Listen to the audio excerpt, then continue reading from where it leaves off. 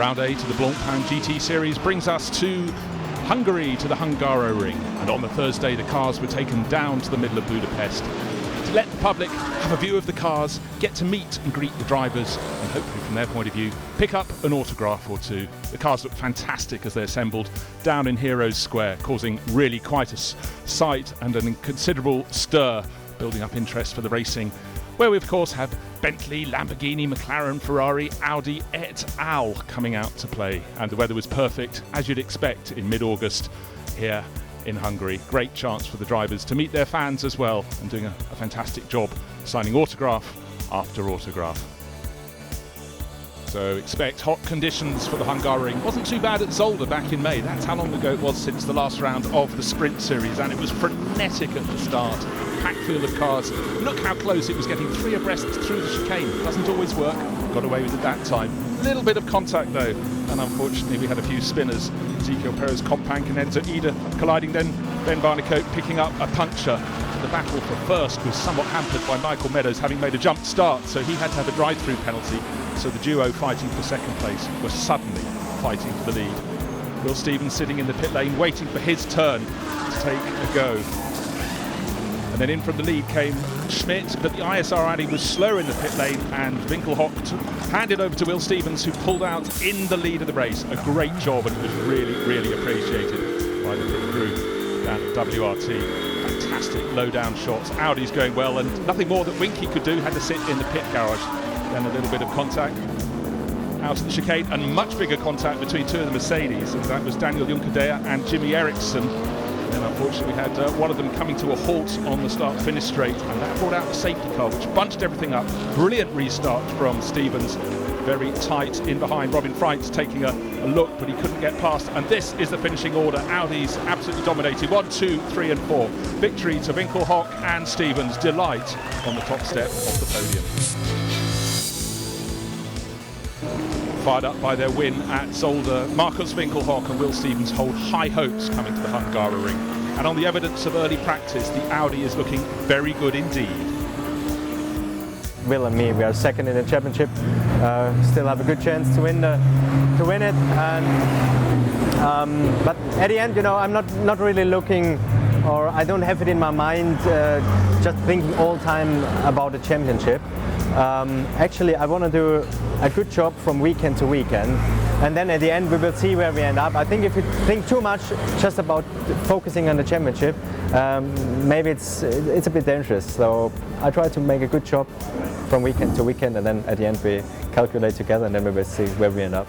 After a very strong performance in the Spa 24 Hours, Vincent Abril and his Bentley crew come here to Hungary with very high hopes. Yeah, obviously it's been the perfect start of the season for us. Scoring some important points in the Sprint Series. It's pretty tough, very close competition. And then yeah, endurance so far so good. We're leading the championship. We had a great race in the Spa 24 Hours, so let's wait and see what's going to happen here, but we feel confident and with good momentum, so let's try and carry here. With Comé Ledegar having appendicitis, there are only 3 McLarens this weekend, and look to Alvaro Parent to lead the way. Yeah, for sure it hasn't been the easiest seasons. Last year was incredible. This year's been really tough.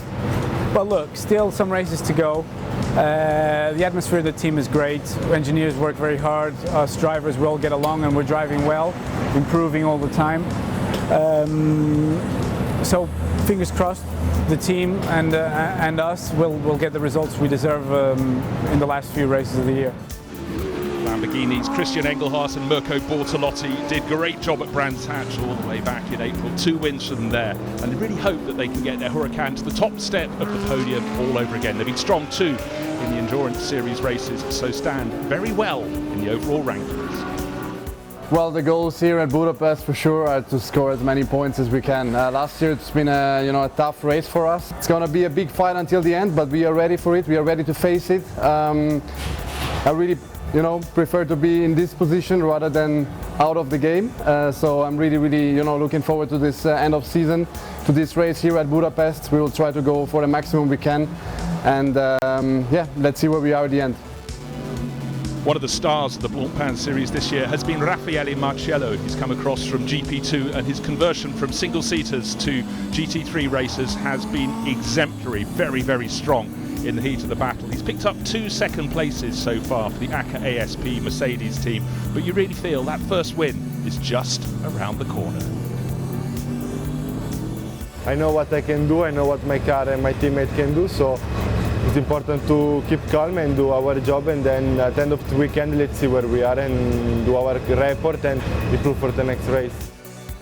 Only one BMW this weekend because of a shunt last weekend, accounting for the sister Rover Racing M6, and the driver lineup has been changed. So Marcus Paltela's regular teammate Jesse Krohn racing in the States, and Philipp Eng has crossed over from the sister car, from the 99 to the 98. And don't forget, this is a car and a team that won the Spa 24 Hours in 2016, so we have plenty of form.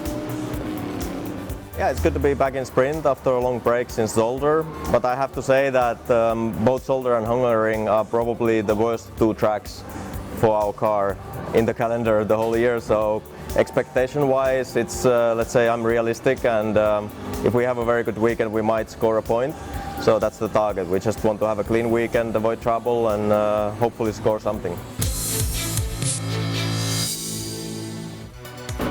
Dries van Tor led away from pole, chased by Mirko Bortolotti for the qualifying race at the Hungaroring. Very close behind, but tidy through turn 1. Turn 2 was good as well. Maxi Buch working his way forward in the HTP Motorsport Mercedes. A couple of cars kicking up the dust on the exit of turn 2, but all very clean indeed as Dries van Tor led up the hill through turn 4.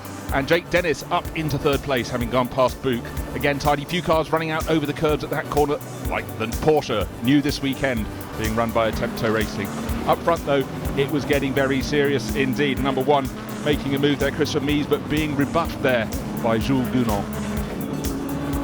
Trying around the outside at turn 3, many a car would run off the circuit there, and then the Bentley making progress as Mies came back on. So position lost by Mies, position gained by the number 8 Bentley. And then a moment down at turn 1 involving Andrew Watson, who had to get out of the way as Ezekiel Perez Compact spun his Grasser Lamborghini. Turn 4 curbs, wow, fantastic shot there of the 85 Mercedes, kicking up some sparks. 4 wheels over the white line, bad. 2 wheels over, that's absolutely fine. But Dries van Tor just kept on pulling his way clear. The pit stop started, Van Tor stayed out, leading the race, the 86 Mercedes in for its driver's change very early on indeed. Jimmy Eriksson out, and then the racing into the pit lane and out of the pit lane was absolutely crucial. A few places gained and lost. This is Bortolotti coming in to hand over the 63 car from 2nd place to Christian Engelhardt. Very tidy pit stop indeed, but when you're competing against WRT, who are so quick in the pits, every second you can gain, absolutely crucial. Engelhardt coming out ahead, Dennis having handed over to Peter Schotthorst, and then in came Dries van Tor. Out he hops, in climbs Marcel Fassler, hoping to get back out into the lead. Look in the background, there's the green Lamborghini, so job done for the number 5 Audi crew. Engelhardt chasing down on fresh rubber, knowing he'd really hunt. He'd get close, not as close as he wanted to get, but still the German driver pushing very hard there through turn 1. Now the racing action as seen from the Bentley. BMW pushed out wide, and Rinaldi racing Pro-Am Ferrari trying to go around the outside at turn 5. You start to run out of space, as you can see there. Out over the curbs he would go, and the Bentley looking but running out of track to try and make that passing manoeuvre into turn 6 and 7 chicane. Such a narrow, tricky part of the circuit. BMW still in the hunt, but only really at the tail end of the top 10. But just look how tight it is, and a rotation down there with the 75 Salakada and Schmidt Audi from ISR. So all the work lost, and a big moment again for the number 19 Lamborghini. What an exciting race they were having. In the Pro-Am battle we had the 87 car getting up very well up the order, but I'm afraid it all went wrong at turn 5. A bit of a helping hand from Frank Stifler, and Boberly could have it all to do all over again.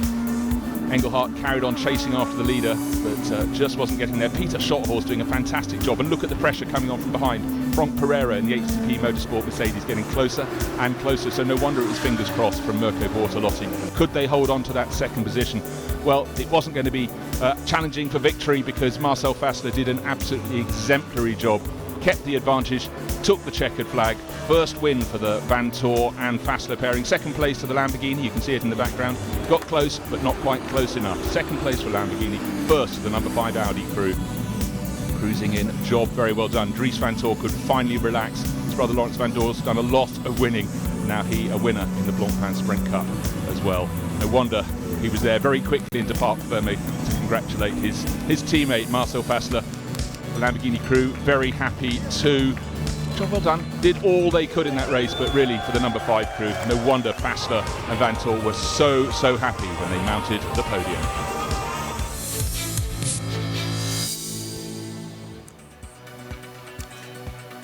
So the Blancpain GT Series main race, the 4th round of the Sprint Cup. We had a cracker earlier today, as you saw the highlights there. Dries Vantor and Marcel Fassler taking victory in the WRT Audi. Now the car's starting to trickle out of the pit lane. News coming up is that the 75 ISR Audi will not be taking part. We think an oil pressure problem, but that hasn't been confirmed. Still have 29 cars coming out to play.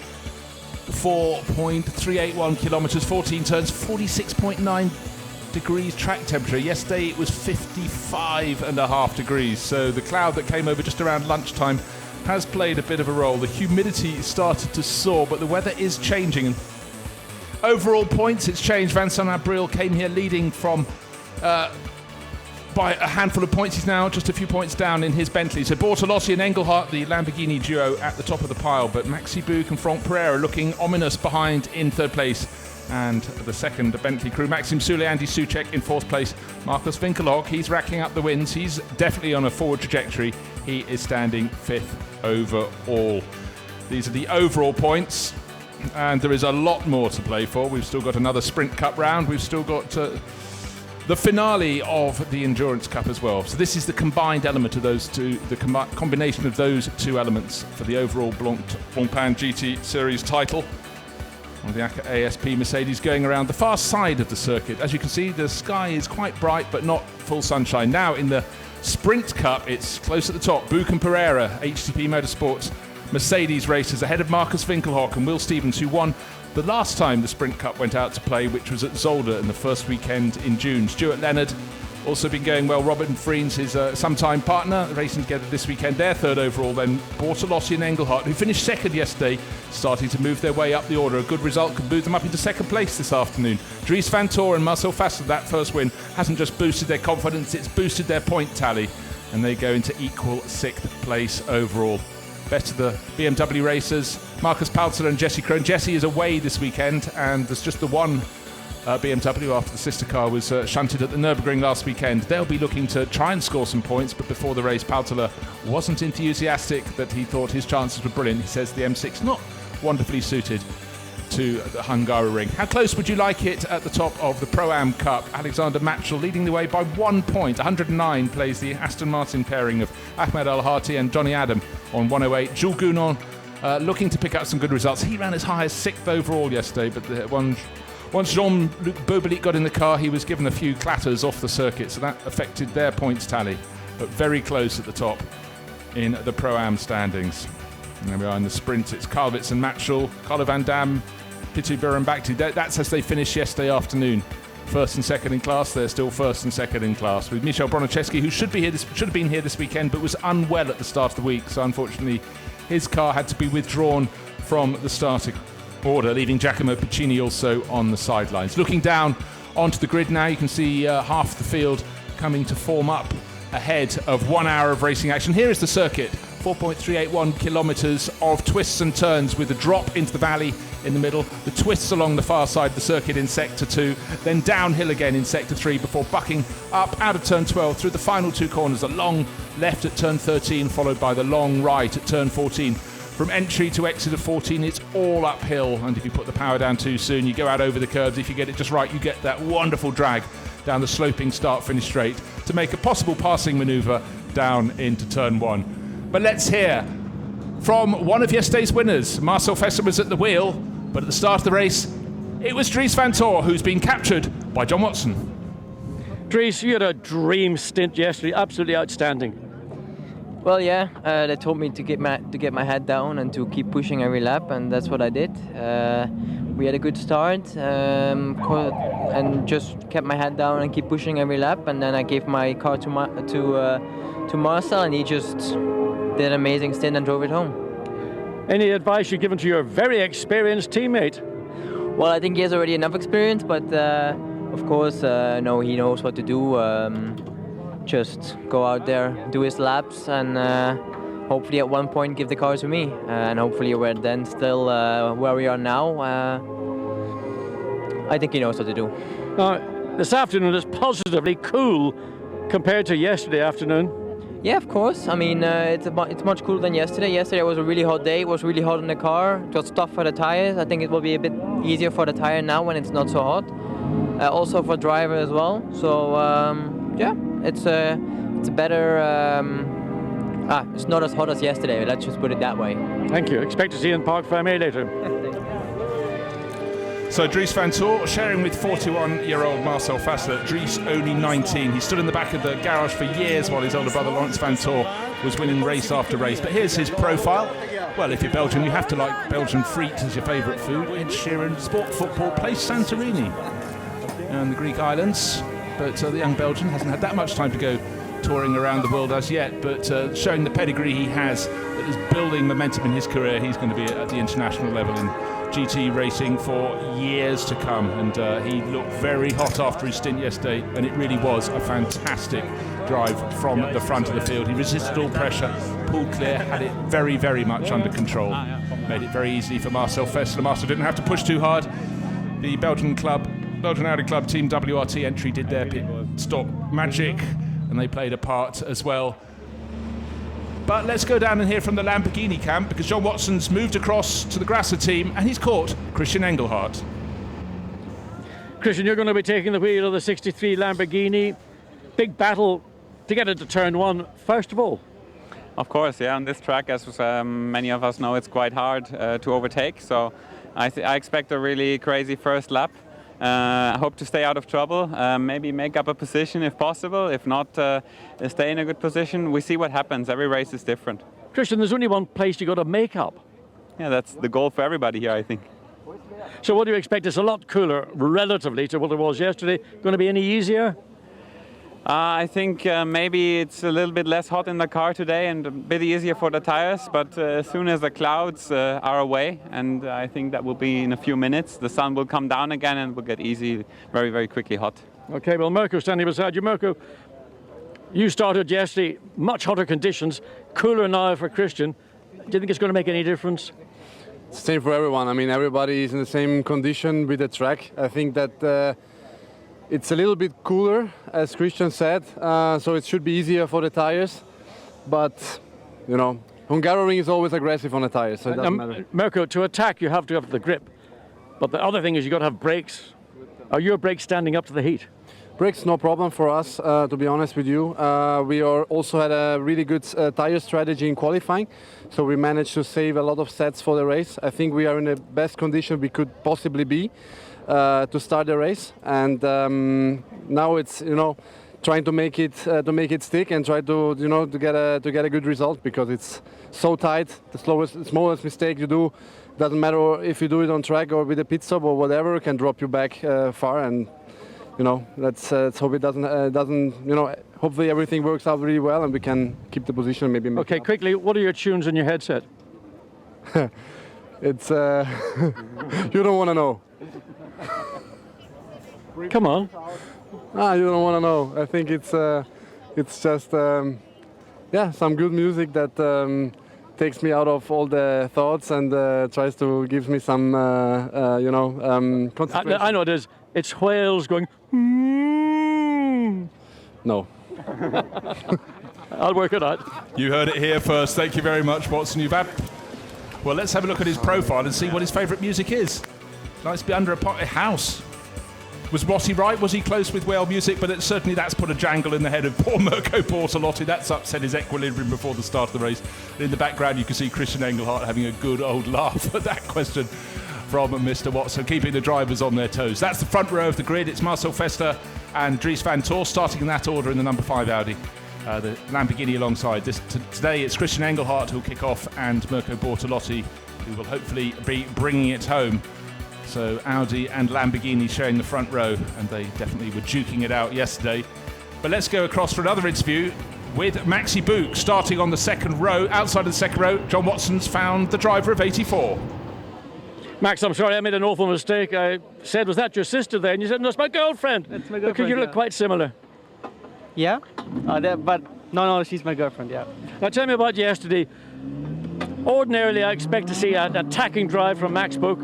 It looked like you're having to drive a really controlled race. Yeah, I struggled a bit in the beginning, to be honest. I lost quite a lot at the start. I slept a bit as well, and then I was really struggling the first 5 laps. In the beginning, to make the front working, I was struggling quite a lot with a lot of understeer. But then, yeah, over the distance, then in my stint, it was getting better and better. I could close the gap to the Audi in front. We made a good strategy over the pit stops. We stopped a bit earlier, gained the position back. I lost to the Audi in the beginning. Today we will see, starting from the second row, hoping to have a good start. Hey, stop. You should make a really good TV reporter, because everything is verbatim as to what happened. Now listen, Frank Pereira is going to start the race. What can he do? Knowing what you have just told us what you did, what can Frank do? Frank can, I mean, everything is possible. He can end up after the first lap on P10 or on P1. But Frank is experienced enough, quick enough to maybe be in the top 3 after the first corner. Hope he is. Well done. Thank you. Maxi Book enjoys the challenge of his verbal battles. He's not a house man, he's hip-hop. Again, just like John Watson. Favourite place, Hamburg, football and pasta. There we go, via the inside line. But Maxi Book doesn't give a great deal away there, does he, in his interviews? It sounds as though he's answering the question, but he just says what he feels like saying, and he's not giving anything away because he's such a competitor, and if he can put the Mercedes at the front, that's precisely what he wants to do. The grid's starting to clear. What he's still hunting interviews. Looks so he's alongside Andy Soucek there.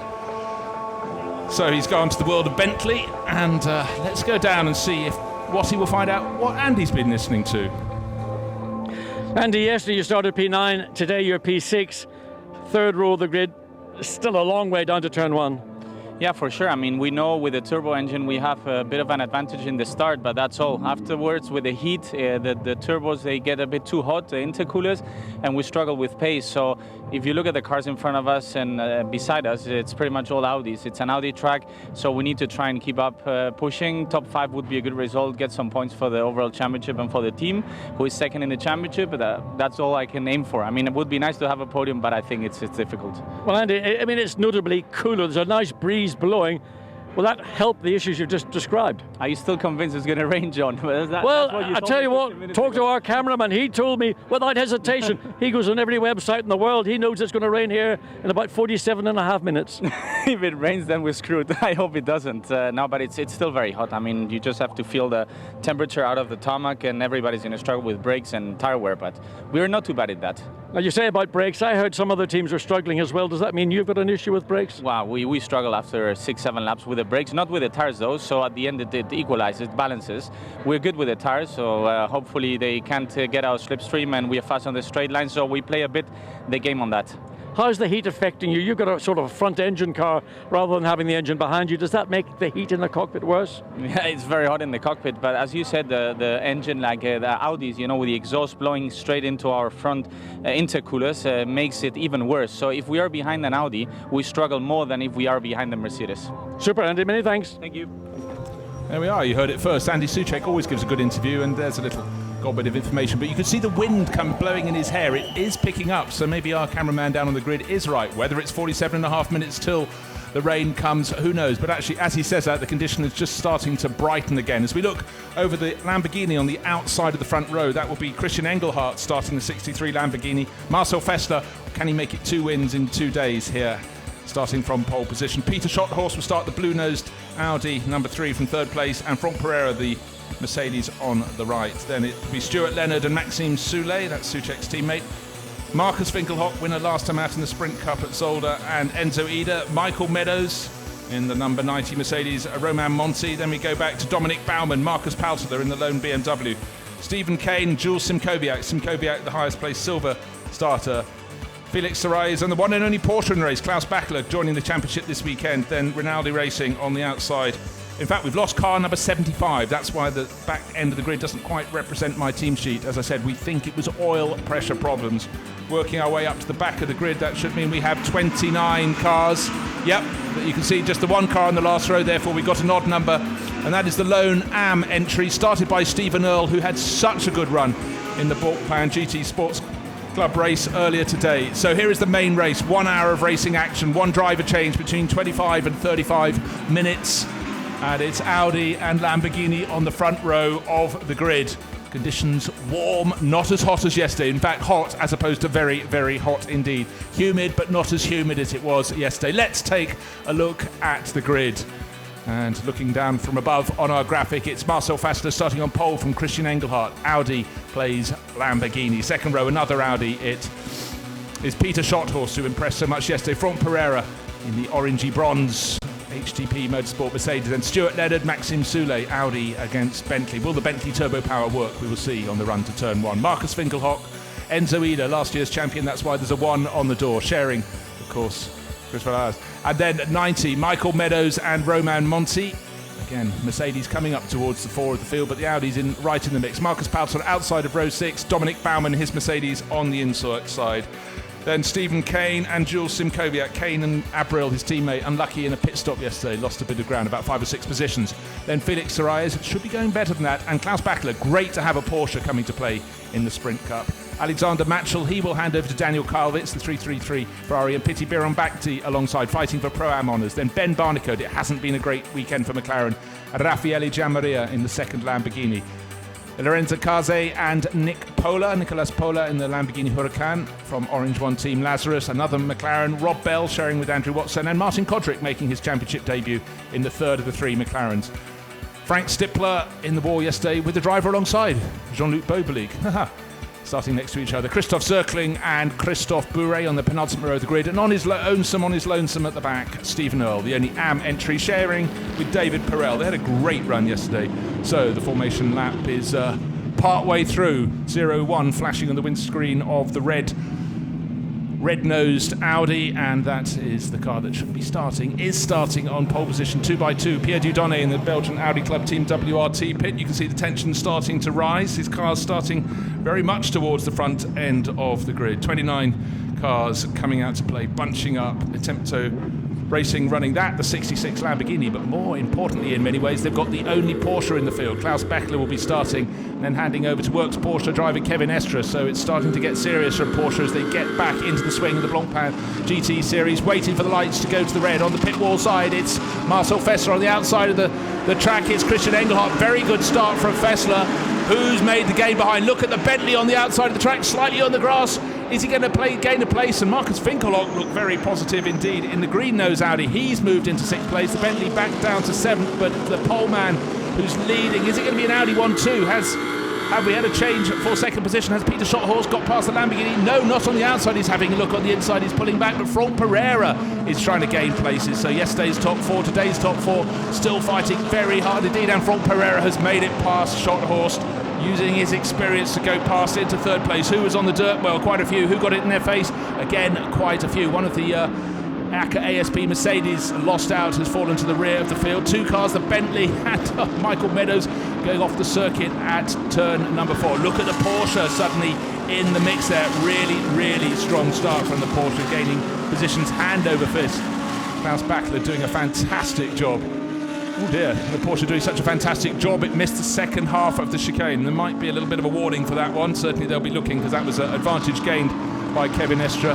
Probably tried the outside line, ran out of space. Opening lap of the race, of course the field is going 2x2. There isn't enough space on the track for all these fighting drivers. And in the Pro-Am battle, it looks so. Yes, it's the TP12 Ferrari that's leading that class ahead of the Rinaldi entry. So a very, very good start by Thai racer Piti Birampakti, but immediately being out-muscled by Alexander Matchell as they go down to turn 12 and having to cede and possibly about to lose a position to one of the McLarens that was tucked in behind. It's the 59 car that was about to gain a position or two.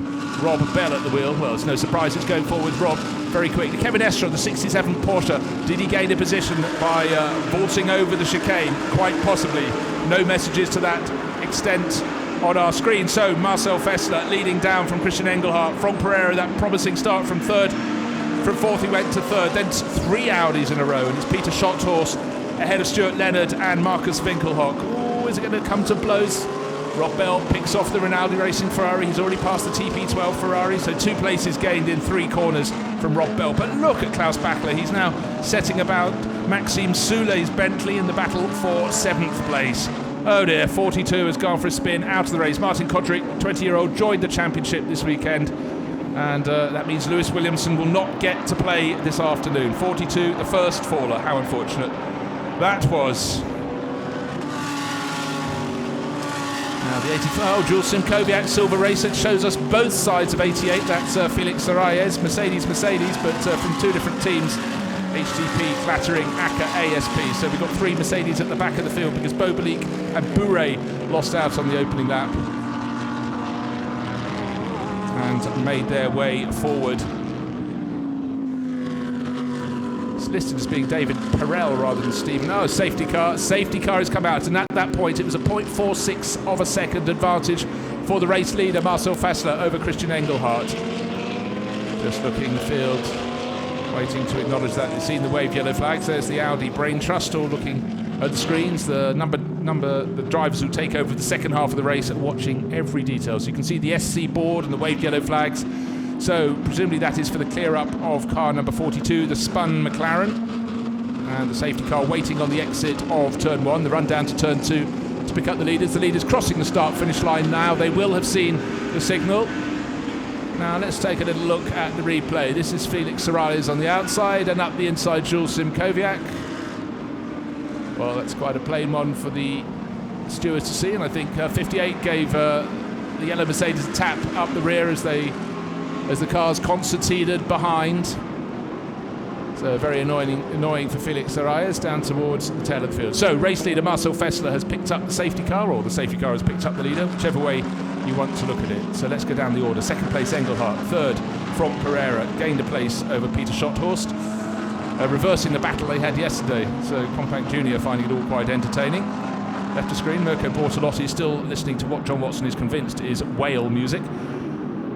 As it all calms down out on the track, so the drivers have to refocus now. No messages on the screen about anything untoward from the Porsche racer Klaus Bachler, but he certainly did very well indeed. He rose a mere 8 positions from 16th to 8th, so he took every risk possible, and possibly one risk too far by jumping over the top of the chicane at turn 7. But safety car going around, waiting for the clear up, presumably of Martin Kodrick's 42 McLaren that was left at the edge of the circuit. But if you're an Audi fan, you have Audis in 1st, 4th, 5th and 6th positions. A lot of the rivals say this is a circuit that really does suit the Audi R8 LMS. It certainly is pretty handy too if you're driving a Lamborghini Huracan, as proven by Christian Engelhardt and Mirko Bortolotti. It's Engelhardt at the wheel at the moment. There is the 67 Porsche that just might be the attention of the stewards. Dominic Baumann tucked in behind in 9th place, and Michael Meadows behind there. But there are our top 4. It's Fassler at the front, it's Engelhardt, Franck Pereira, and then Peter Schotthorst. So for all these drivers, they'll see it's not going to be a long incident to be cleared up behind the safety car. And they'll all be getting their attention around to how best to handle the restart. It's eating up a minute or two of this race. We started with 29 runners after the 75 ISR Audi withdrew. We're going to have another lap behind the safety car because the safety car... And, well, let's go back and take a look at the start, because it was looking very, very tidy around the final corner. The cars all very nicely bunched. It was Audi, Lamborghini, Audi, Mercedes, but it wasn't going to stay that way for long. Marcus Vinkoch making a flying start in the green striped Audi. This is it seen from a different angle. Let's look at the acceleration. They're waiting for the gantry lights to turn from red to green, and Marcel Fassler just got it absolutely nailed at the start. Christian Engelhardt hung back a bit. Franck Pereira went to the outside. So did Maxime Soulet. Got himself on the grass. Didn't slow him at all, but when he wanted to come back across, he had Marcus Vinkoch up the inside, and Stuart Leonard right tight on the inside. Then I thought it might be a chance for Schotthorst to take a run into second place. Couldn't get past Engelhardt. Got himself out of position, and that is where Franck Pereira managed to close right in. 2-3 abreast, all very, very clean. Franck decided to go to the outside and swept around the young Dutch racer, and that was where 4th place for Mercedes turned into 3rd. But Marcel Fassler got it all right at the start of the race. Bit of dust kicked up down towards the rear of the field, and looking on board with the Boot Pereira car with Pereira at the wheel. This is the restart. John Watson's just made it up to the commentary position. John, this is the restart. They're waiting for the lights to go red on the gantry, and Pereira tried many, many lines through the first few corners to try and gain position. Same story as basically yesterday. The lead Audi, Marcel Fassler got the jump on the Lamborghini, and then you can see everybody cautious under brakes into turn 1, looking for the grip, the bite from the brake pedal, the grip from the tyres. and the Mercedes still comes out in 4th place. Well, here's the moment that Franck Pereira goes to the outside and outthinks Peter Schotthorst. So, John, great move from Franck Pereira. He ended up all of yesterday's race, second half of yesterday's race, stuck behind Schotthorst, and his first opportunity, he leapt and made the move. And unfortunately, Martin Kodrick, one of the 3 McLarens, out of the race. Yeah, I mean, for Franck Pereira, it has to get done for everybody in effect. The opening lap is going to be your best opportunity in the first half of the race up until we get to the mandatory pit stops. So Franck Pereira did what he had to do. He's going to be looking down the exhaust pipes of the second place Lamborghini, who is going to be looking down the exhaust pipes of the leading Audi. Hopefully today, because it is that little bit cooler, that we won't have the kind of effects that everybody really suffered from yesterday. And one of the drivers, I'm not sure who's in the Steve Earle, the 888 Kessel Racing, Steve Earle or David Perel. Well, it's listed as David Perel. But yes, the reason for that is Stephen Earle did the Gentleman's GT Sports Club event earlier today, and I think he looked, certainly he had suffered from the heat from that event, so he was just giving himself the opportunity. So they had to formally go and say, well, it'll be David Perel will start, and then Steve Earle. If Steve can't get into the car, which is the worst scenario possible, then what will happen is that David Perel will do the maximum 35 minutes, the car will come into the pit lane and it will not leave the pit lane. Okay, there we have it, but certainly Steve Earle fought very, very hard in that race to hold on to an excellent 3rd place, pressure all the way, and he has every right to feel a little bit tired. Don't forget he's racing in the Iron Cup for drivers who have blown the candles out on their 60th birthday cake. So, safety car in at the end of this lap. That 42 McLaren will have been cleared away from the exit of turn 14. So, Marcel Fessler, he knows what to do on a restart. He's been around a very long time, 41-year-old racer. Won the more 24 hours a couple of times and really settling down very, very well indeed in the Blancpain GT Series. And Marcel Fessler, age 19, just picking up experience, all the benefit of that experience. But he's watched his brother Laurens Vanthoor for years, but having someone of Marcel's calibre as well, it just adds to and he sucks it up like a sponge, doesn't he, John? Dries Vanthoor. I mean, what Dries did yesterday was truly outstanding in very hot conditions. Okay, he got the advantage at the start, he led from the start, but he pulled away, and he did it without doing any harm to his tyres, to his brakes, because he was consistently in clear air. And that is the advantage of starting, and not necessarily from pole, but from being able to lead into turn 1 or lead at the end of the first lap, because it makes your race an entirely different event for the remaining, as it was yesterday, 29 cars. Today it will be 28 cars following behind Marcel Fessler. So, shaping up for the restart, and Marcel Fessler hung back a little bit from the safety car, did the right thing. He knows the lights have gone off on the route. Actually, just saw him hitting the brakes on the exit of turn 13, and then he's going to wait, and now he's started to go for it, and Engelhardt's read it very well. He's tucked in behind. Franck Pereira caught napping a little bit. Schotthorst right on his tail in that battle for 3rd place, but Fessler's done enough. But Engelhardt was very, very quickly responding to the moment the throttle went down, and I think he's got a good enough toe to make a challenge down into turn 1. Let's see, he's only going to be shown the outside line. Fessler's not leaving the inside line. Behind him, Pereira's done enough to hold on to 3rd place, but very, very late on the brakes there for Marcel Fessler. A better exit for the corner, second part of the corner for Engelhardt. What can he do? Well, what he can do is try and get alongside, but again, he's going to be on the wrong part of the track. Fessler is dominating the centre of the road coming into turn 2, and I mean that's just racing experience. He's not giving Christian Engelhardt in the Lamborghini any opportunity, even though he was quicker off turn 1 and the run down into turn 2. And of course, sitting back in this car, 84 Franck Pereira, well, he's wondering when is his opportunity going to come. But he has closed up to these lead 2 cars. He's now within, well, the range where you think, give me an opportunity in the Mercedes and I'm going to put myself alongside the Lamborghini and take second place.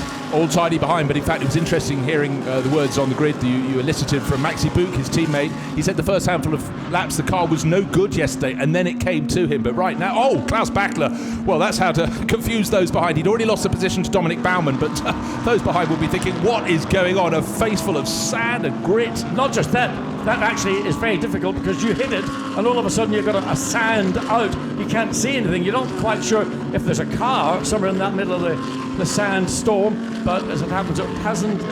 So everybody moves on and just a little bit, oops, take that for a note. But coming out of turn, this is turn 11, this is the corner that we saw in practice and certainly in qualifying. Many drivers were getting times disallowed, and that will still be in place here this afternoon. If a driver consistently abuses track limits, there will be penalties 3 times, and that's a drive-through. I think I spotted one of the Bentleys and waited right at the tail of the field behind the Acura ASP Mercedes. Have all had their problems. We'll wait and see. Is it 8? No, it's not Maxime Soulet. Unfortunately, it's Stephen Kane, the number 7 Bentley, at the rear of the pack. Something went wrong on that restart lap. So they had rotten luck yesterday, and it looks though this weekend is becoming one to forget. But 58 gaining position wherever possible. That's Ben Barnicoat making the moves right on the tail. Oh gosh, so super tight. Side out of position. Is that swapping? Well, McLarens. The two McLarens are sort of monstering the 19 Lamborghini. So that's Jamaria, Raffaele Jamaria, Rob Bell behind in the 59 car. So they're monstering the Lamborghini. But again, back to this battle for the top 3 positions. And Frank Pereira has got now to where he wants to be. And if we look at the 7 Bentley, and I'm assuming, well, maybe it's not. I was assuming it might be a tyre going down. Certainly something. Okay, I've got a theory on this one. He was right in the world of the Porsche when it went off and kicked up all that dirt. He may have run off as well and done some damage to the car. But that's making a little bit of detective guesswork. The Porsche still going. There it is behind Dominic Baumann. So right at the end of the car top 10. going into the garage. So whatever it is, they cannot effect a repair. They need more than the 2 mandatory mechanics in the pit lane. So that's disappointment for the 7 Bentley. They've got the 8 Bentley. Currently it lost a position in that opening sort of skirmish into turn 1. It's down in 7th place, directly behind Marcus Winkelhock. But it's the 67 car that's just set the fastest first sector time. The number 3 Audi set the fastest second sector time. So lap times, or certainly sector times, indicating these drivers are pushing hard. And indicating the field is very equal. If you've got drivers in 4th and 9th position setting the fastest sectors, it shows they can more than match the pace of those that front. But it's about stringing them together lap after lap. Peter Schotthorst in number 3 Audi in 4th place, behind Frank Pereira's Mercedes, and catching it, closing into just over half a second behind. We can see the first 2, the race leader Marcel Fessler and the green Lamborghini of Christian Engelhardt through the windscreen of Frank Pereira's car. There's that little sandwich with Jamaria in the 19 Lamborghini. In front he's got Ben Barnicoat, and behind he's got the other McLaren, the other remaining McLaren in this race of Rob Bell.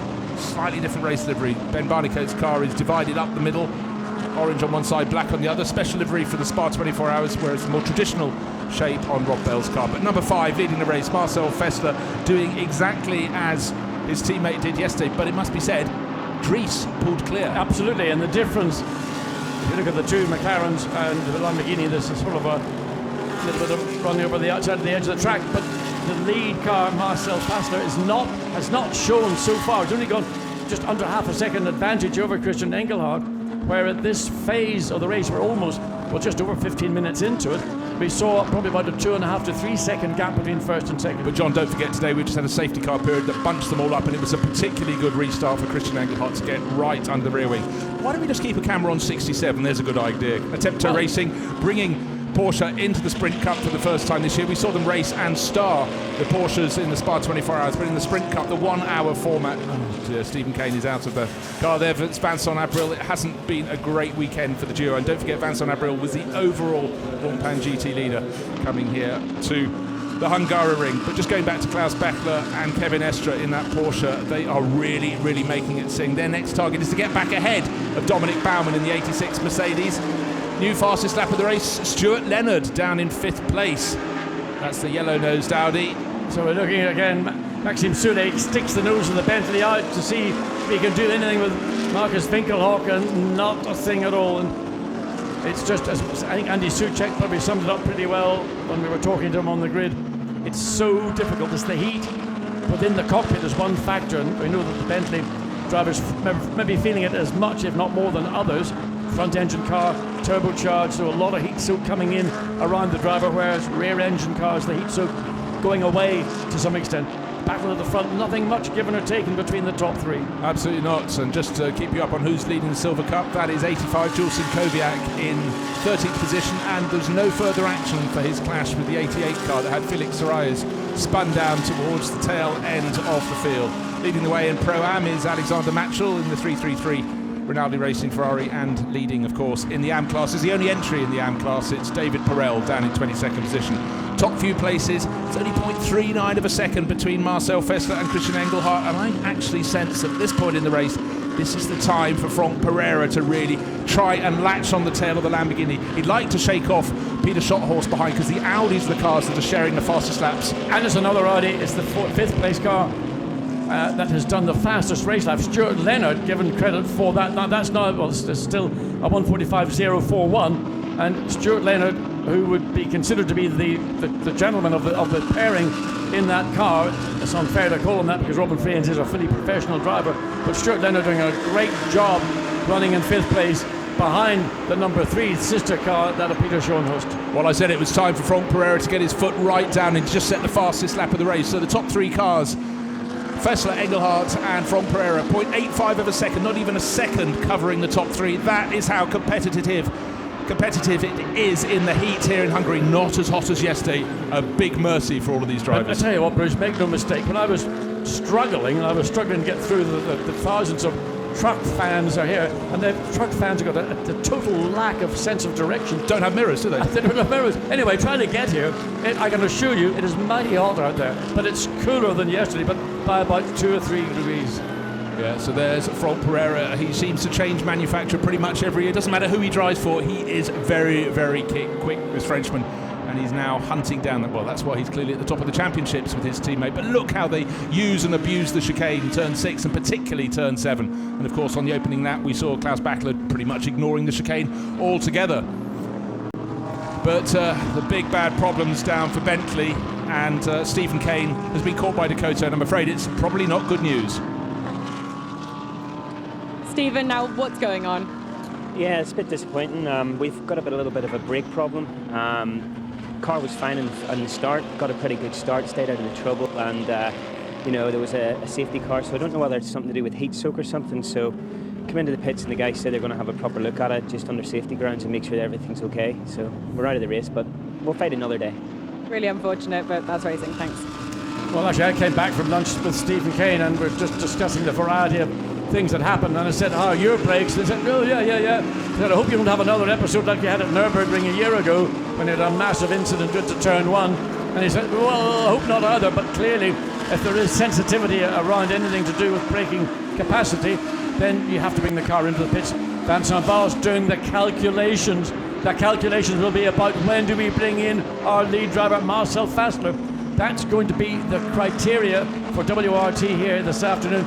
Pit stop is going to open up in 5 minutes, so he's doing the calculations. In early, in late, or do the obvious thing somewhere in the middle. John is listening to every word we say. He's writing down brake problems, Bentley.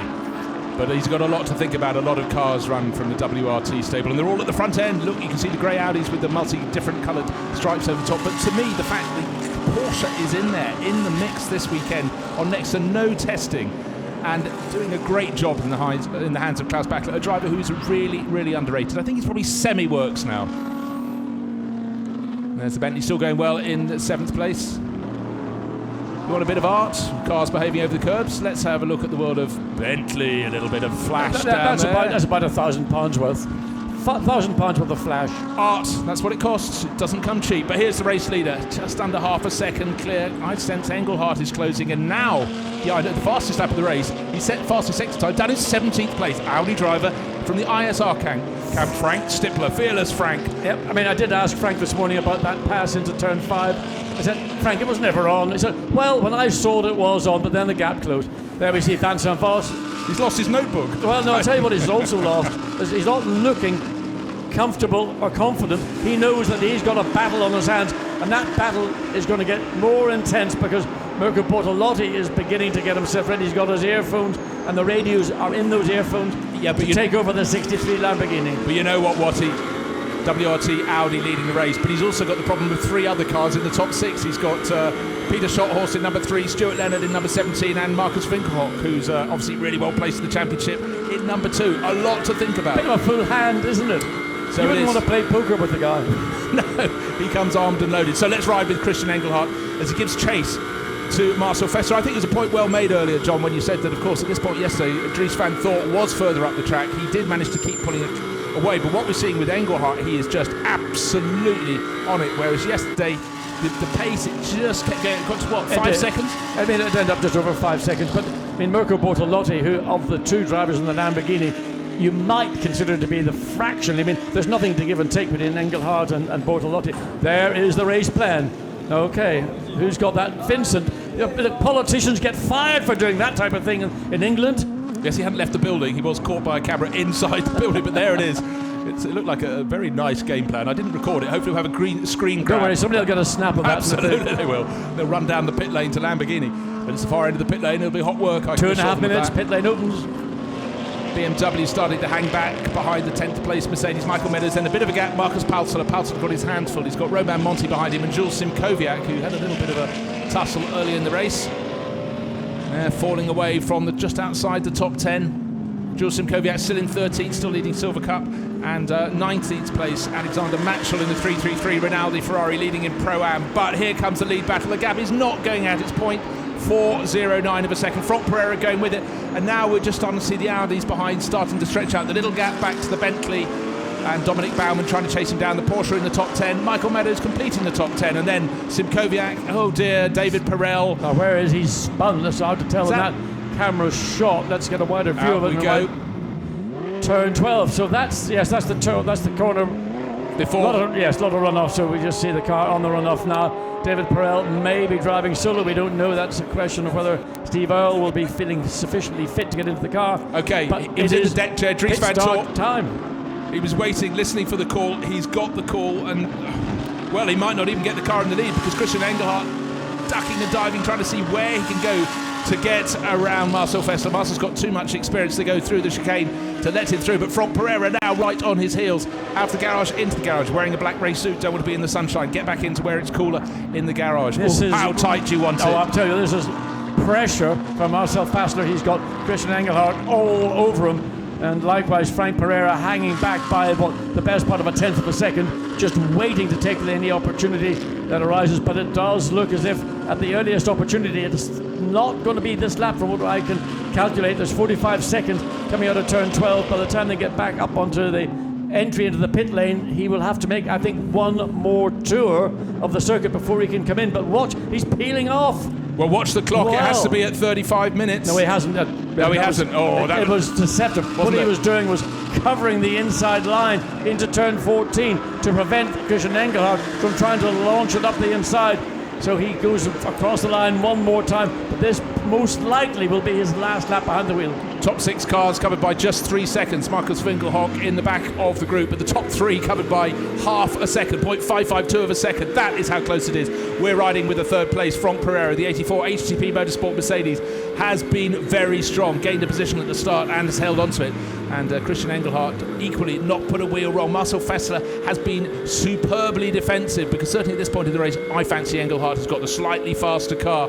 But Marcel Fessler is doing what he needs to do. Is this going to be his last lap before his pit stop? We'll find out. There was that little feint before that had our hearts all aflutter. We thought, don't come in before the pit window is open. It's certainly open now. It's open now for the next 9.5 minutes. And of course, the issue that we heard again from Andy Soucek is when you run behind the Audis, it's tailpipes. In the case of the Bentley, blew straight into the Bentley intercoolers.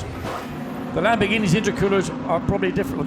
No, it doesn't have intercoolers. It's a naturally aspirated engine, but it's water and oil cooling will to some degree be affected by running closely behind the lead car. So there is Marcel Fessler still leading. We're talking a quarter of a second at the very most through turn 11 over the curve, but staying within the confines of the circuit, only just about from Marcus Finkelhock at the back of that pack in 6th position. So stretches for Mirko Bortolotti. He's had enough of the whale music, John. And did we ever get to the bottom of the music? No, we didn't. We'll leave it for another day, I feel. But very, very tight at the front. Is this the chance for one of them to nip into the pit lane? No, they're both. A late call from Engelhardt. Very clever. That was a clever move. I think that's a move that might have outsmarted WRT, because if they can get in cleanly, the key will be where will Mirko Bortolotti rejoin the field. Most likely by the time they do the driver change, the wheel change, he'll be coming out with pretty much clear air. And that will give Bortolotti the opportunity, and I'm assuming they've got a new set of Pirelli tyres to go along with that, as we see the Winkelhock car in as well. So Will Stevens gets in the Lamborghini garage right down at the very end of the pit lane. Always my preferred position, because once you stop, then you can more or less get on the gas and not have to bother with the speed limiter. Here's the question. Engelhardt and Bortolotti in the second stint yesterday, when Engelhardt took over, he had fresh tyres, whereas Audi number 5 did it the other way around. Maybe today Fessler had the older tyres and the fresh set kept for Van Thor. Absolutely, but if you're a Lamborghini Grasser Racing, knowing that the money shot's going to be, and look at that, oh, he gets behind the... Well, Jake Dennis has come out ahead, so there is a swap, and a great stop from the green Audi as well. That was about 2 seconds back down the track, so Will Stevens has gained position. Well, I tell you what, that has thrown a real wheel change into the Lamborghini, the Grossi race. Look at this battle coming out now. They're tripping over each other. They've got to be careful. The demarcation line in the centre of your screen, they must not cross that until the line ends. And so a lot of activity in the pit lane, and the McLaren also gaining some benefit over the 74 ISR Audi, now in and rather unusual, but quite fetching. Yeah, really quite fetching, but has the McLaren stopped? There's the question. But what we do have, of course, was the big change was the 63 Lamborghini was jumped by the number 3 Audi. Here we go. So race leader coming in. Look how Franck Pereira has, erstwhile race leader, Marcel Fester. Now will he lose the lead? If he has a good pit stop, he'll come back out in the front. But will the HTP Motorsport crew? They're no fools in a pit stop. They've had the practice with the Jake Dennis car. Okay, they're almost in neighbouring pit stops, right opposite our commentary box. Closer to pit entry is the HTP Motorsport crew. Which car is going to hit the decks first? Maxi Boot goes into the Mercedes. Dries Van Toor into the number 5 Audi. Just waiting. The door is closed. The business has to be completed. Full set of tyres going on up the pit lane ahead of them. The Stuart Leonard to Robin Friens. A better pit stop by 5 by some considerable margin. The car right front for the number 84. Oh. A problem with the right front, whether it was the wheel nut, the gun, whichever, and that's cost Max Book a bunch of time. And there's the 3. That was the car taken over by Jake Dennis, who is going to come across the line, and that car, in effect, it could be leading the race. Let's see where the 5 makes it to us now. Audi, Lamborghini, Audi. There we are. Mercedes, look how much they've lost. 5 positions. Down in 7th place. So 7th on rejoining, was 3rd before the pit stop. That is a calamity, particularly here at the Hungaroring, John, where it is so hard to overtake. Almost all of the front runners have made their pit stops now. I think we had about 6 cars still to come in. The highest place is Dominic Baumann in the 86 HTP Motorsport. Mercedes, he'll be hoping for a far sleeker pit stop than his poor teammate Franck Pereira had. There's our race leader. That's the key. Can Dries Van Toor be challenged by Jake Dennis? Jake Dennis clearly was up front after his 3rd place in the qualifying race on Saturday, and the kind of pace he's shown all weekend is the kind of pace that he's shown as a British driver in British Championships over the past number of years, adapting to GT racing and showing strongly. But Andy Soucek in the Bentley currently showing in 15th place. That'll probably overlap his fastest sector time in sector 1. 6th on the track, Andy Soucek. The race order is the number 5 Audi, the number 3 Audi, the number 63 Lamborghini, the number 17 Audi, the number 2 Audi, the 8 Bentley, and the 84 Mercedes. There is the 84 Mercedes in the background. There's looks like the Am Ferrari in the background, but fear not there.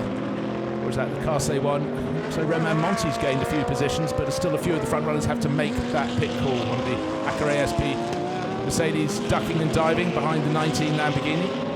There is the Porsche. The Porsche hasn't had the best of pit stops. It's listed as 14th on its screen, but we still have a few to scramble to the pit. So he's still in the top 10. Now in the hands, we think, of, as Bachler had made the pit stop. Yes, so it's Kevin Estre, but the top 3. Watch Mirko Bortolotti. He looks like he's got a little bit more bite turning into turn 1, but he wasn't able to get sufficiently close to the rear of the Audi of Jake Dennis to make any impression. But again, it'll be in the opening laps when you've got your tyres at their freshest that you've got, if you can make progression, this is when you can do it. Once you get into the middle part of your stint, tyres stabilise, everybody then sort of in a status quo kind of situation. Well, car 58, one of the 2 remaining McLarens under investigation for too early. And that has been handed over to Alvaro from Ben Barnicoat. I must confess we didn't pick that one up on screen. I don't think we saw it, and certainly on timing and scoring it would be difficult for us to bring that information to you, but that's a bit of a schoolboy error in fairness to bring somebody in too early. Sometimes it can be that the driver, there's a miscalculation, stays out too long, but in this case that's a penalty which is unfortunate. Well, the pit window's still open. There is the Am Ferrari. David Perel still on board, just checking the screens to confirm that is the case. We've had the 2 fallers. Stephen Kane's Bentley still in the pit garage. Martin Kodrick's 42 McLaren off the circuit, but the front end, it's Dries Van Toor. Is it my imagination, or is he just starting to ease away from Jake Dennis? Dennis in the blue-nosed Audi, tucked in behind We have Mirko Bortolotti, but not quite close enough to make a move right now. Jake Dennis appears to have it all covered and tucked in behind. Of course, we're only dealing about a tenth of a second.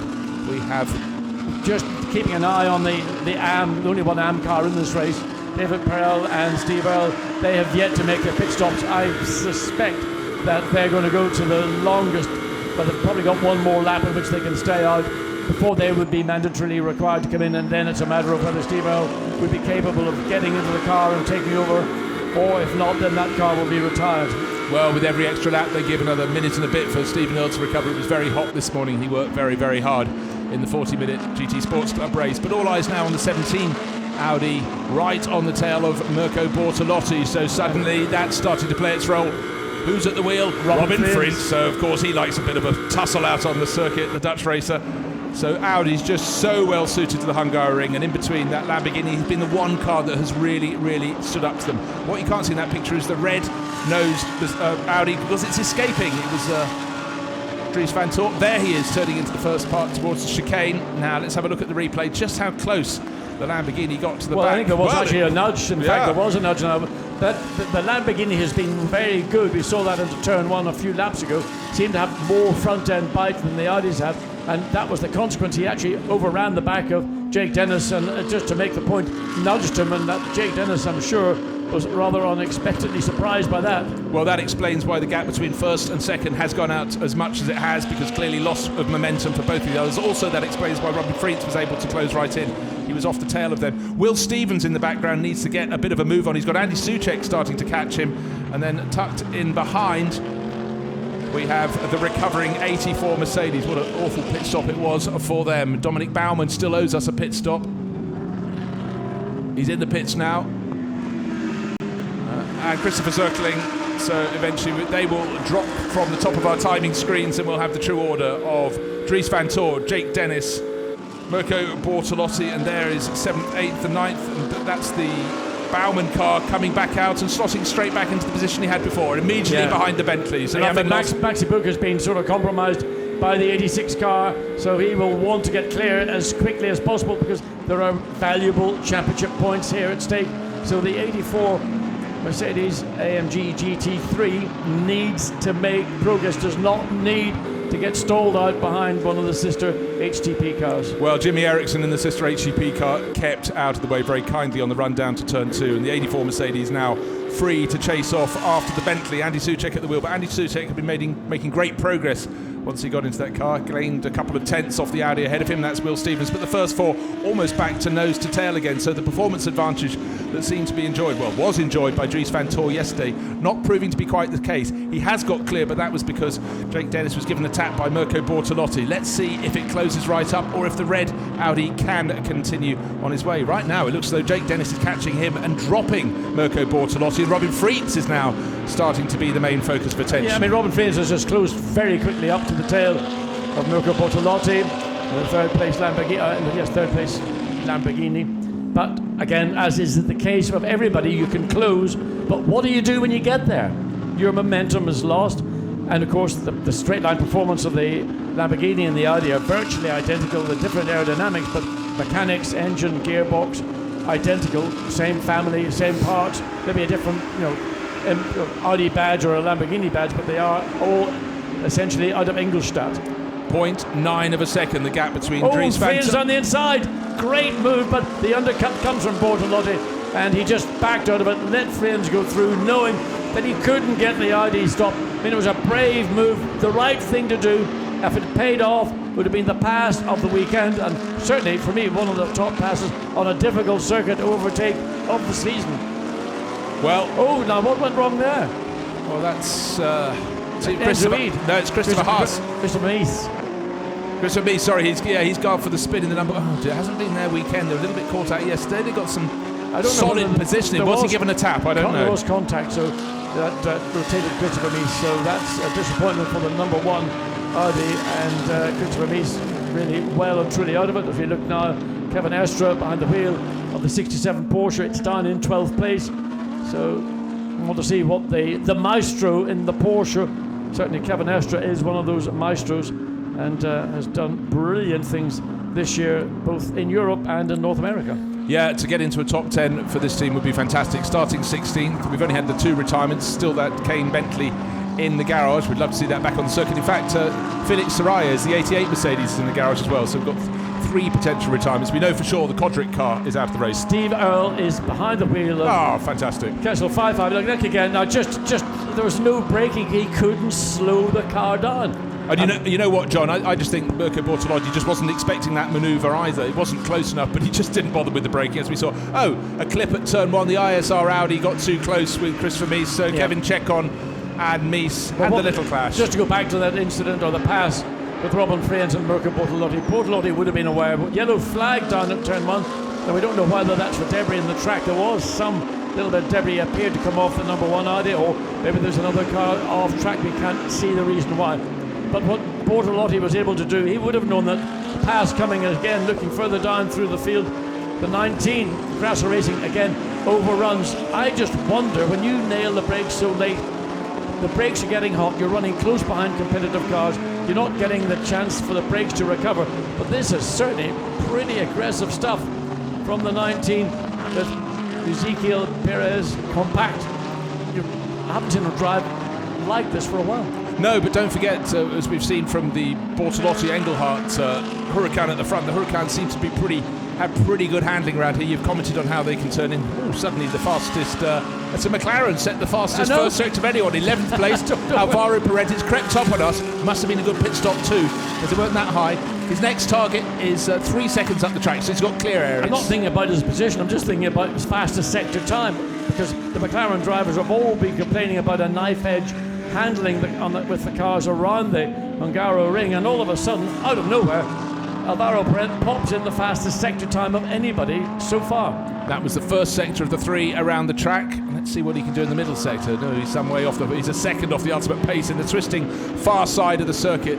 Up front, though, Engelhardt is now, it's Bortolotti, of course, now really, really being pushed again by Robin Frietz. Will Robin try another suicide dive up the inside? Certainly we know he's keen to attack anywhere, but he just...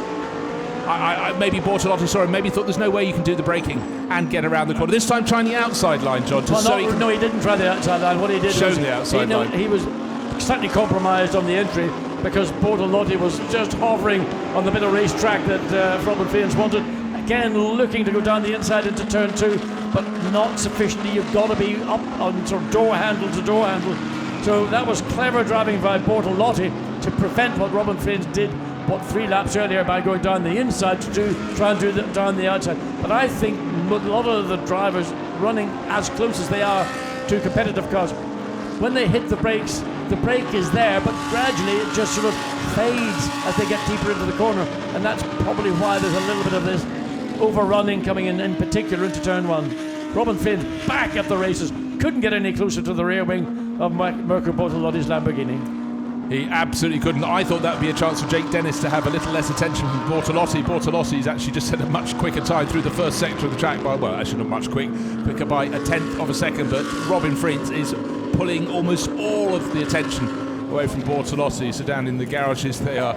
Those who've been are cooling off and just seeing what's happening. In the blink of an eye, it could all change out on the circuit. Dries van Tor, not even 9/10 of a second clear. He hasn't got the performance advantage he had yesterday, but this time he's fighting a teammate in Jake Dennis. And Jake took the 3rd place yesterday. Really strong performance and clearly very pumped up when you spoke to him. By far and away, again, the best performance we've seen from Jake Dennis, running 2nd place, 3rd place overall in the qualifying race.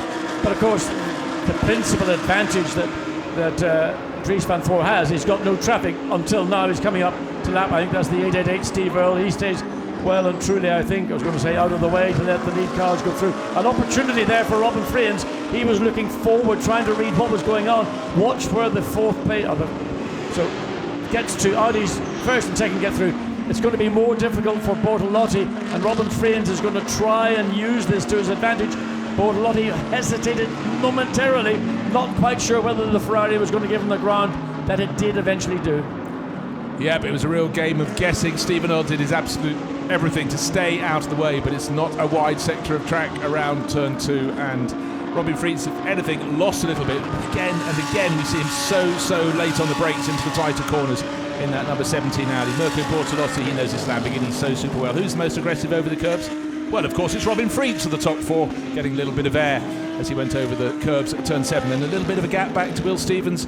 Andy Soucek is the next driver to try and get past Stephen Earle, and that has given a chance to Maxi Book to get right onto his tail. I'm going to say, you have to feel really sorry for Steve Earle at the minute, because he's getting caught right now in the lead top 10, and he's having to keep his own car on racetrack. He's having to keep a weather eye, and sadly for Steve, he comes from Texas, where he lives, a place called Rockport, and somebody's been off somewhere. Waved yellow flag. Is that at turn 11? I think it might be somebody's been off.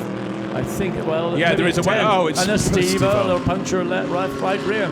Well, Steve comes from Texas, where that Hurricane Harry is blowing America apart.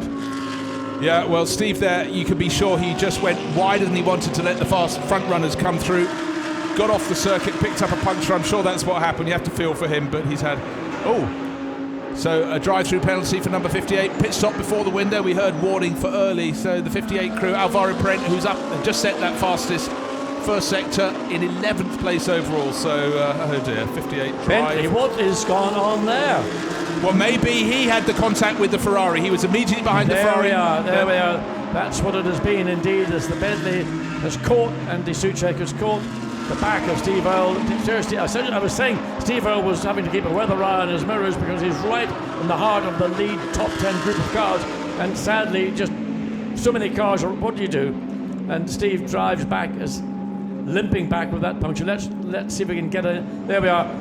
So just overran the back of the Ferrari, but look, he couldn't do a lot else, because directly behind him he had Maximilian Buch in the Mercedes, so both were looking to find a way past. Just a misjudgment on the part of Andy Soucek that he clipped the back of Steve Earle's Ferrari. So Bentley have 2 garages. Sadly, they've got 2 cars in the pit lane, with Andy Soucek's demise there. Step up, everyone. So Maxi Buch up to 6. Jimmy Eriksson right behind in 7th place. But look at the race gap. The Jake Dennis. First, Jake Dennis right on the rear of Dries van Voor. So where did this all come from? The gap. Now, Dries van Voor's last lap was 2 and a bit tenths slower than the second and third place 2 cars. So now the game is on for the number 3 Audi, the 63 Lamborghini, and Robin Freins in the 17 Audi. All 4, any one of these 4 cars with 15 minutes remaining could end up on the podium, but who's going to be on the centre podium? Well, there's a question. And as they come down the track, they look like an advertisement for old colour film, one of every colour.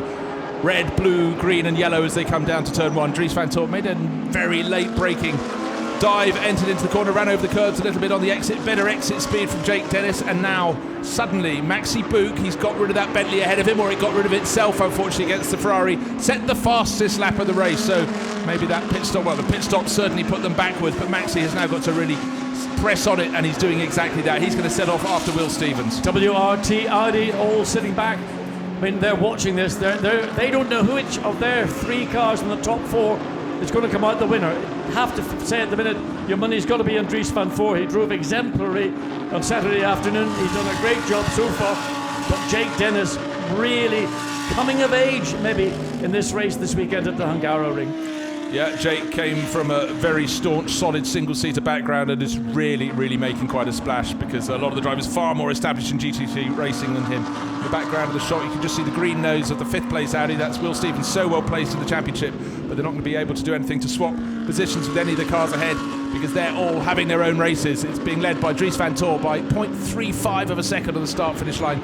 Down the hill they come one more time into turn 12. Jake Dennis still continues to give chase.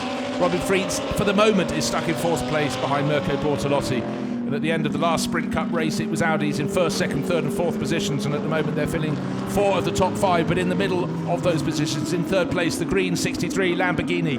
Mirko Bortolotti just doesn't have an answer to the pace of Jake Dennis, but does have an answer to everything that's been thrown at him by the yellow Audi, the yellow and grey Audi of Robin Freins. He's tried before down to turn 1, not close enough in the toe this time, but he'll be thinking about it. Still time aplenty, 13 and a half minutes remaining till the checkered flag comes out. Just running 4th. That moment when Jake Dennis got right onto the tail of the lead Dries van Voor car, that sort of edged away the gap just over 0.6 of a second, as we see Alvaro Parent, not his fault, driving through the pit lane, an error of the team bringing the car in marginally too early.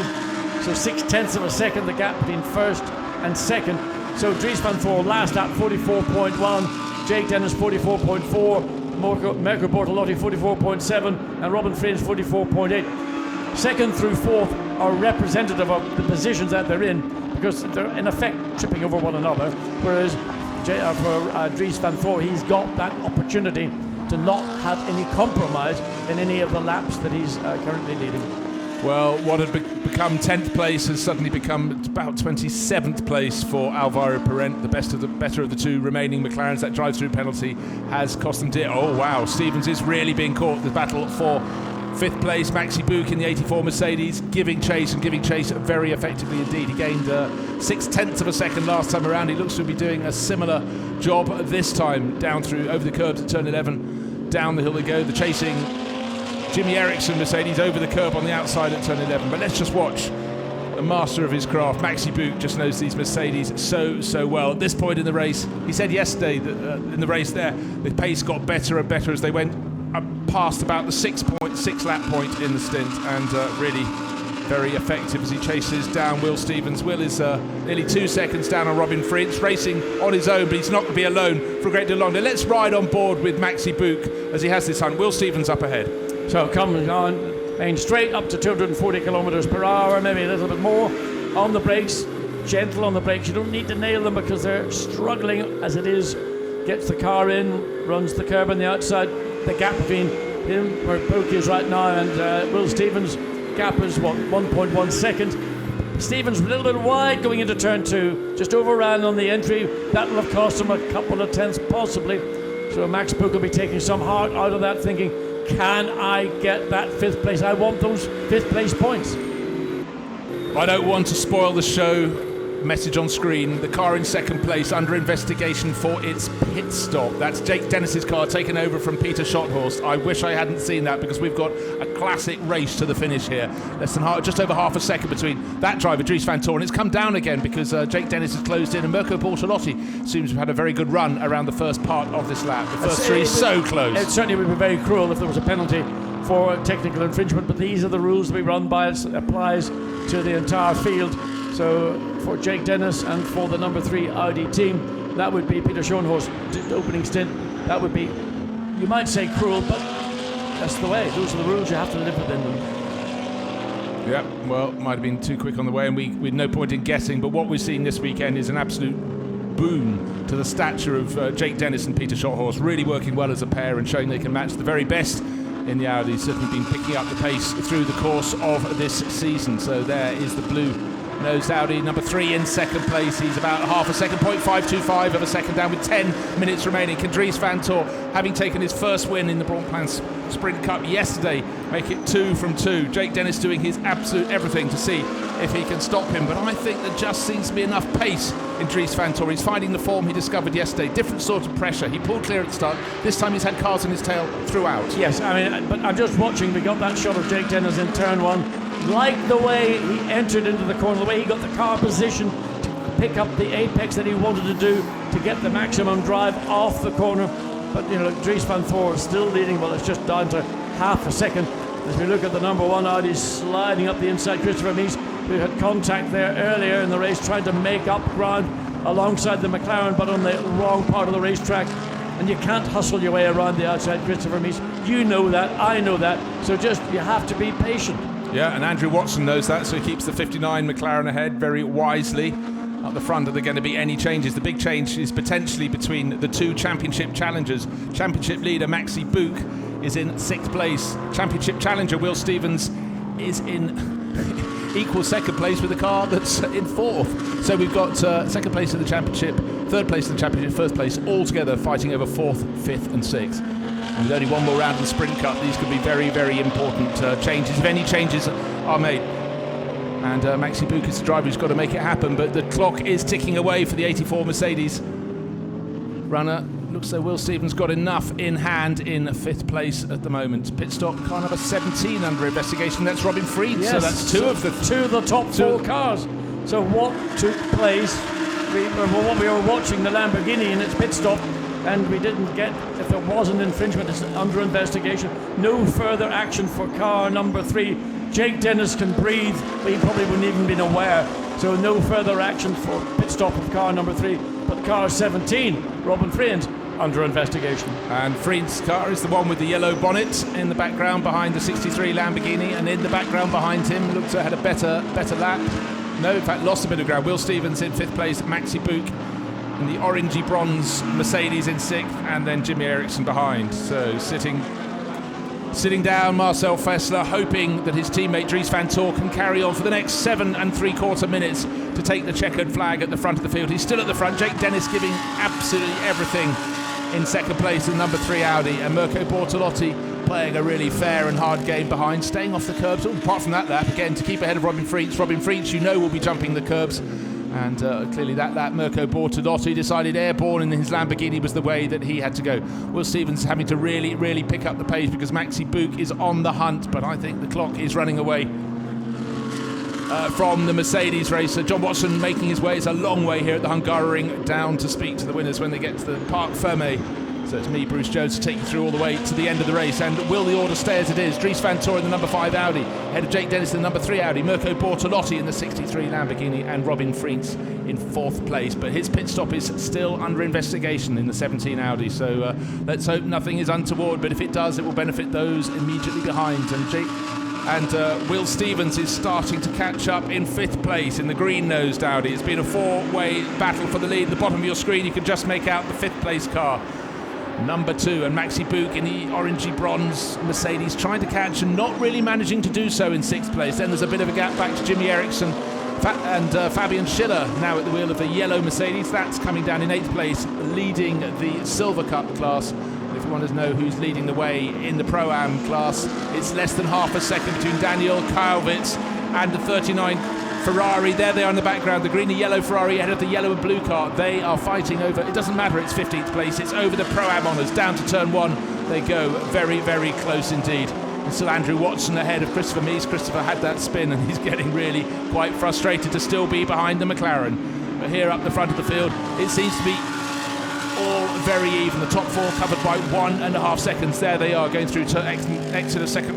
Turn 5, turn 6, turn 7, over the curbs. Tail coming out on Will Stevens' car there as he holds down 5th place. And Maxi Buch, I sense that a little bit closer. Yes, in 6th place.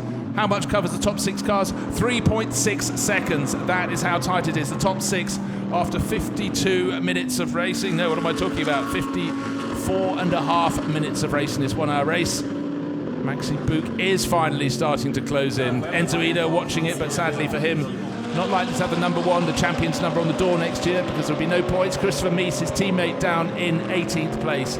Yeah, Maxi Buch is coming very good at the end of the race. It seemed as though it was stalemate in his chase of Will Stevens, but now, yeah, they're pretty much a 6-way battle for 1st place. But with 5 minutes remaining until the checkered flag comes out, I suspect we will soon see 0-1 flashing on the windscreen lights of the number 5 Audi. Dries van Tor seems to have it under control. Yes, it's not a big advantage, 0.436 of a second, but we haven't had a serious move yet from Jake Dennis, and Mirko Bortolotti is far from finished. Now let's ride with Mirko in the Lamborghini in 3rd place, tucking in as close as he can to Jake Dennis, but Dennis had a far better exit from turn 1. Lap after lap, he's been very handy, the British driver, coming out of that turn. Turn 2, you don't want to go too wide. They've all seemed to turned in very nicely. They're now flipped to the right, over the curb, bang, but it's a fairly flat curb.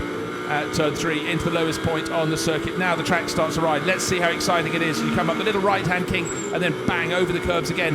But it's the curb on the outside of turn 4 that catches them out. We saw the Bentley sparking there earlier in the race when it ran wide. Maxime Soulet at the wheel at that time. Sadly, that is parked in the pit garage after the clash when Andy Soucek took over. First 3 covered by less than a second, going through the 6 and 7 chicane, tucked in behind Robin Frietz. Will Stevens getting closer. Maxi Buch in turn getting closer to him. 3.1 seconds now cover the top 6 cars, as close to nose to tail as you could possibly want. And then Jimmy Eriksson another 2 or 3 seconds behind off the back of the group.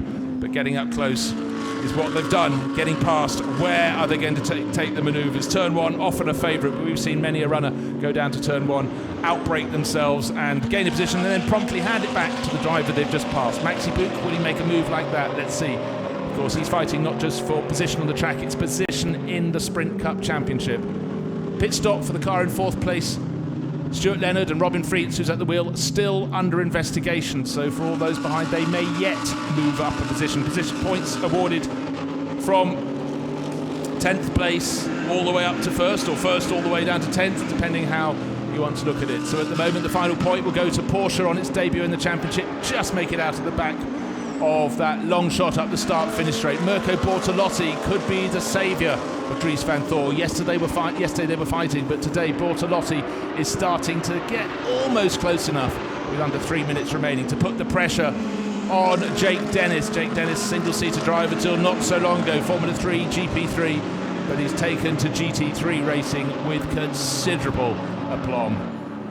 Marcel Fassler, yesterday it was Dries van Thor, roles reversed, who was nervous all the way to the end of the race. Today, with more reason to be nervous because the chasing car is closer. It's 0.65 of a second down, whereas yesterday the advantage was at least 3 times that, when Fassler was able to slow down a little bit towards the end of the race. But Marcel is going to have to watch as Dries pushes all the way for the remaining 2.5 minutes or so until the checkered flag will be shown to this, the lead bunch. And now Will Stevens actually not catching Robin Friets in the 17 car, but what he is doing is holding off Maxi Buch in the 84 Mercedes.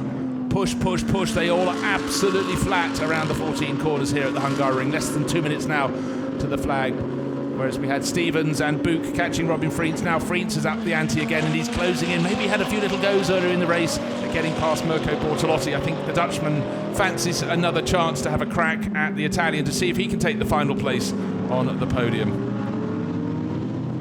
Message has gone off the screen now about number 17's pit stop being under investigation. Hopefully the end of that matter. And Robin Friets can concentrate on trying to pass the 63 Lamborghini. Mirko Bortolotti really has had a great run with Christian Engelhardt. Lap after lap, we've seen Jake Dennis just nipping out of the slipstream. May seem counterintuitive, possibly just trying to keep the heat down in his Audi, the heat being kicked out of the sister car of Dries van Thor. Final lap of the race. Not quite enough time to do one beyond this before we get to the 1 hour mark, the second of the 2 races, the main race, the feature race here at the Hungaroring. And Robin Friets is now, it's now or never for the Dutchman, but that's the sort of signal he likes. He's not someone who sits back, waits for a move. He's going to try and make a space, and maybe he'll try and do it up into turn 5. Again, we've seen him very, very strong under braking up there. The Audi seem particularly good. That's turn 4. Is Engelhardt, is Bortolotti far enough ahead to resist the charge from the Dutchman? Yes, he is to turn 5. Dutchman very, very quick when it gets to the chicane. Here we are approaching the chicane. There's the turn into 6. Now, they stay off the curbs there, but they use it on 7. Bang, bang. And the biggest jump of all, as it has been ever since he took over, Robin Friets in 4th place. He gets the most air over the chicane there. Doesn't matter if the car gets a little bit battered there because it's the last time they're coming around at racing speed.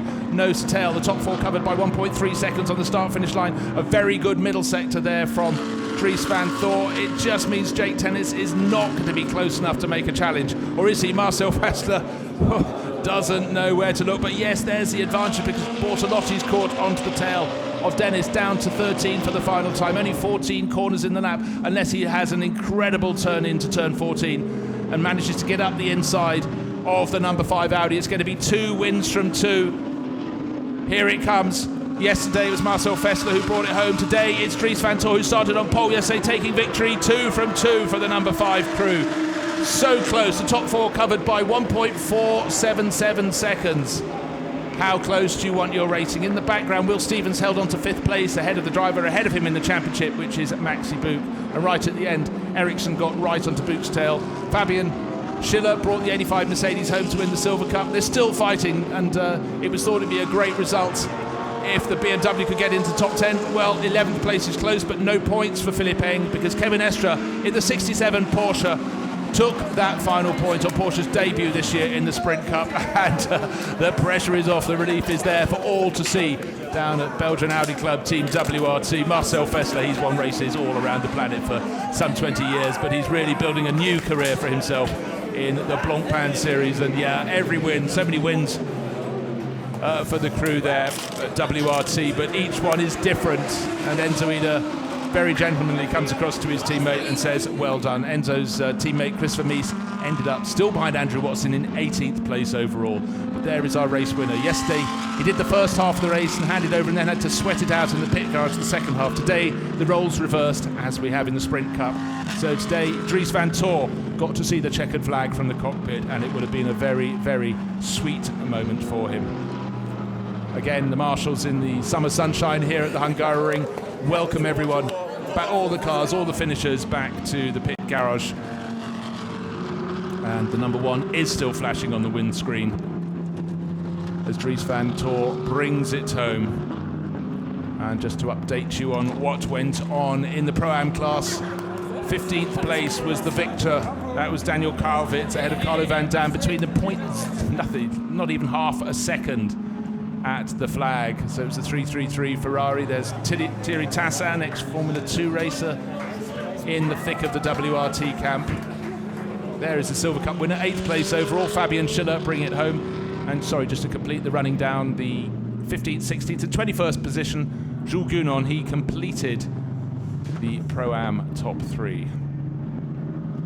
But hand out to the window, he was ruddy of cheek yesterday afternoon after a much hotter race, but today much more pressure for him, having to resist a very stern charge from Jake Dennis and a slow cooling down lap there for Dries van Tor. He really has come into land with a vengeance this year. That first win yesterday added to today. Incident between car 58 and 27 under investigation. 58 is the Alvaro Ben Barnicat McLaren, and 27, car that finished just ahead of it on the track, so it must have been right at the end of the race. And that was the Crestani-driven Lamborghini. Dries van Tor beating the wheel. Loud music down there, and how quickly can he get out of the car to just go, well done car. Where's my teammate? Yesterday he was right there. And there is his teammate, roles reverse. Yesterday it was Dries van Tor coming to greet the old man, if you can call him that. A 19-year-old gets out of the car to shake the hand of a 41-year-old. They matched lap times with each other, and they proved super, super effective. So, winners' caps. They had one before, they've got another. And we're going to head down. John Watson as fast on the track as he is on the mic with Marcel Fassler. Marcel Fassler, congratulations. A lot more difficult than yesterday. Yeah, it was obviously much harder than yesterday. I think also already when I started, we had a little bit suffered a little bit with oversteer, so it was a little bit tougher than yesterday. But yeah, it was an awesome weekend.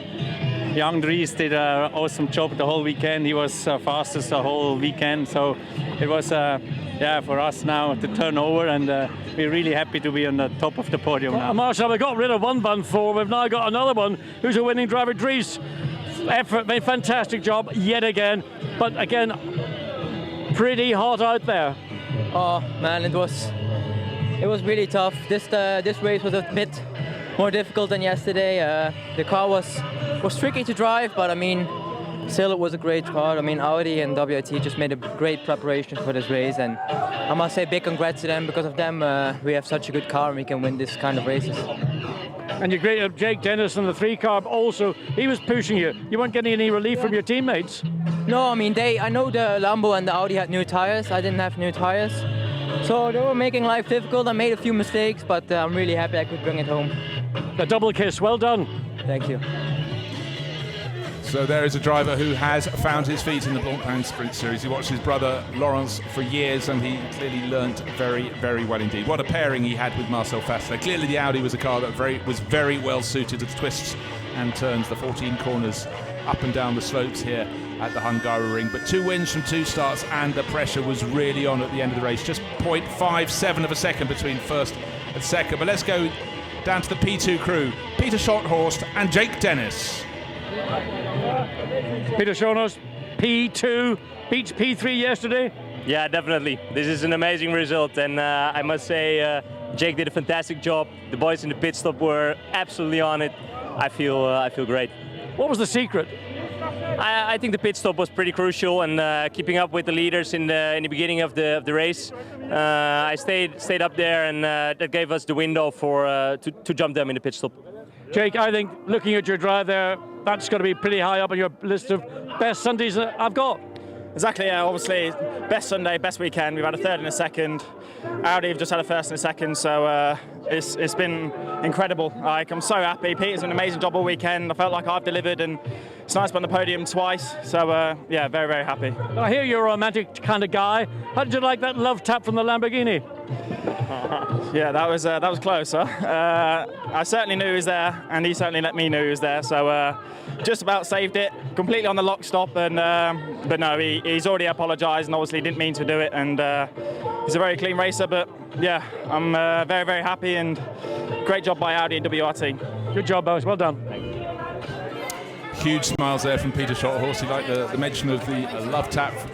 But for Jake Dennis and Peter, that was a great result. They thought third yesterday was good, but second and really pitching in there for a victory shows that they too have found their mark. Thierry Tassin there, words of encouragement to Dries van Thor. And let's move across. John Watson has caught up P3, Mirko Bortolotti and Christian Engelhardt. Christian, you did all you were asked to do, and you came into the pits, but what went wrong in the pit stops? Yeah, first of all, I had a really good start of the line and was pushing hard to catch Marcel. I had a few chances there, especially at the restart after the safety car, but we just didn't have the speed on the straights to get alongside. The Audis were a little bit quicker than us, so it was really tough, and I could stay really close. And when he didn't pit on the first moment, we decided to try the undercut, came in. Yeah, we just lost a little bit of time there. I was overshot the spot a little bit, and yeah, it was not a perfect pit stop for us. We lost one position. And then it was a really, really nerve-wracking half an hour for me in the pits watching him, but he did a fabulous job bringing home P3. Well, Mirko, nerve-wracking for Christian. What was it like for you in the car? That was a tough four-way battle. Yes, it was an interesting race, to be honest. Fortunately, yeah, we lost the position at the pit stop, but still, I'm really, really happy with this result, to be honest with you. I want to say thanks to the Grasser boys for a great job, to Christian. I think we did the maximum this weekend. It was so close. You know, would have been nice to win, definitely. Would have been good to finish higher, but I'm really, really happy with this result. Just briefly, why did Audi win, and what's the difference in the two cars on the circuit in terms of where one's weaker or one's stronger? To be honest with you, I think the two cars are quite similar. The different characteristics of the cars are not so big. So on a track like that, I think we are a bit heavier than them. That can play a role. So I don't know. To be honest with you, as I said, we took the maximum out of our package. We are in the middle of a huge Audi sandwich, so we can be really happy with this result. All right, finally, give us that. What are your tunes? Tell us what your tunes are. Say again? Your music. What's your music choice? You wouldn't give it on the grid. House music. House music. Nothing for you. What can I say? Nothing for you. Nothing for me. So very balanced and measured comments there from Mirko Bortolotti. Already the podium ceremonies starting, the first checks being given out, but we're waiting for the overall winners to come up to the podium. But it was an Audi weekend, as you can see when you look at the results. Four Audis in the top five. Marcel Fessler and Dries van Thor, 2 wins from 2 this weekend, just over half a second down. Peter Schothorst and Jake Dennis really came of age. Christian Engelhardt and Mirko Bortolotti gave it their best shot for Lamborghini. Just that little slip at the pit stop. But the championship challengers, Marcus Winkelhock, Will Stevens, Franck Pereira and Maxi Buch, are very close to each other in 5th and 6th, behind Stuart Leonard and Robin Frientz. Silver Club honours going to Fabian Schiller in 8th place. Pro-Am honours very close. It was about a third of a second between Daniel Karlwitz and Carlo Van Dam in 15th and 16th place. In places in their Ferraris. 3rd place in that class in 21st position overall. Jules Gounon bringing it home, having been started his Acura ASP Mercedes by Jean-Luc Bobelic. And we had a cluster of non-finishers, 24 finishers out of our 29 starters, both Bentleys out. Andy Soucek after the clash with the Stephen Earl Ferrari, and Stephen Kane out with brake problems very early in the race. Martin Kodrick spinning out, or being given a helping hand perhaps at turn 14 on the opening lap in his 42 McLaren. But Audi's, well, here's the GT Series sprint overall. It's Maxi Buch and Franck Pereira by 3 points. Just that's all it is over the Lamborghini pair of Bortolotti and Engelhardt. Dries van Thor and Marcel Fessler, boy how they've vaulted up the order into 3rd place, just overhauling Stuart Leonard and Robin Frientz. Marcus Winkelhock, Will Stevens, so a lot of Audis in the top. Look at them, between 57 points and 54. So close. The top 5 places, really a blink of an eye, all to be sorted next time out at the Nürburgring. And in the overall points, Mirko Bortolotti and Christian Engelhardt are leading the way. Vincent Abril literally left here empty handed. Maxi Buch and Franck Pereira picking their way up in third place overall. So the Lamborghini crew on the right of your podium, Mirko Bortolotti, Christian Engelhardt, they're the overall championship leaders now. And Jake Dennis and Peter Schotthorst in second place, enjoying their time up on the podium. Marcel Fessler, he's done it before. It's new to Dries van Tor, but you certainly feel on today's form that's not going to be the last time we're going to see a 19-year-old Belgian up on the top step of the podium.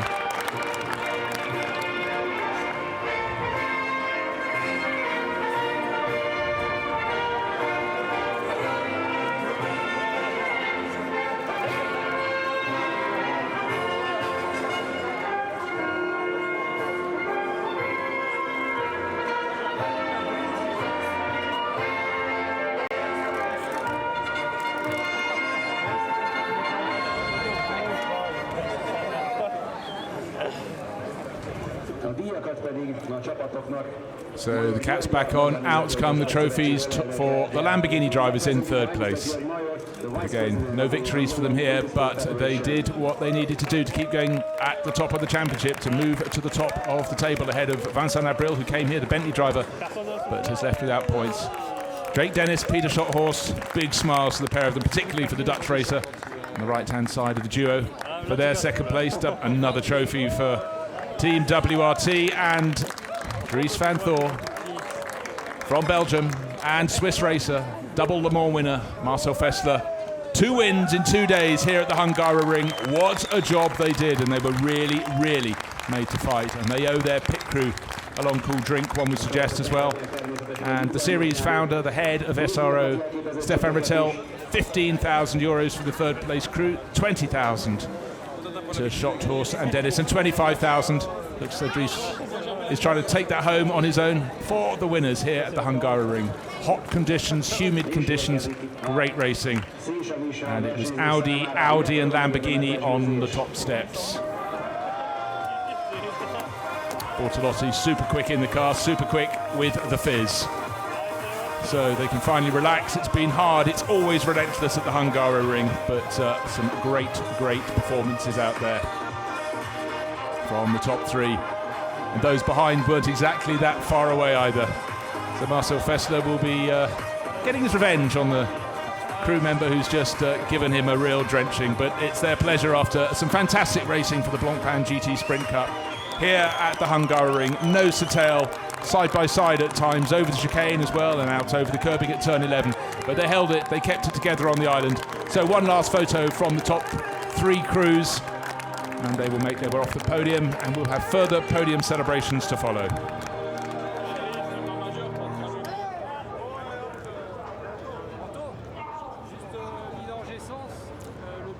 So job well done, but they'll all sleep well tonight. That was a lot of hard work out on the circuit. It was very, very tight indeed.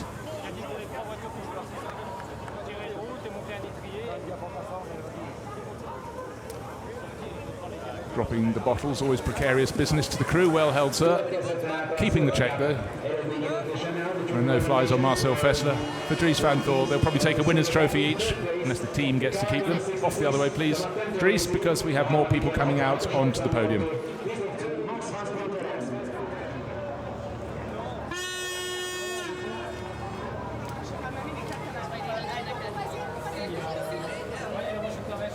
Waiting for the Pro-Am crews to come out. Yes, Max van Splunteren, he took third place in the Silver Cup. Up on the podium there, the 66 Lamborghini driver sharing with Christopher Zirkling. Second place is Phil Quaife and Lorenzo Caze, the Ferrari drivers. And the winners come from HTP Motorsport, the Mercedes crew of Jules Simkowiak. A bow to the crowd. And Fabian Schiller, the young German, follows his Dutch teammate up onto the top step of the podium. These are the Silver Cup winners.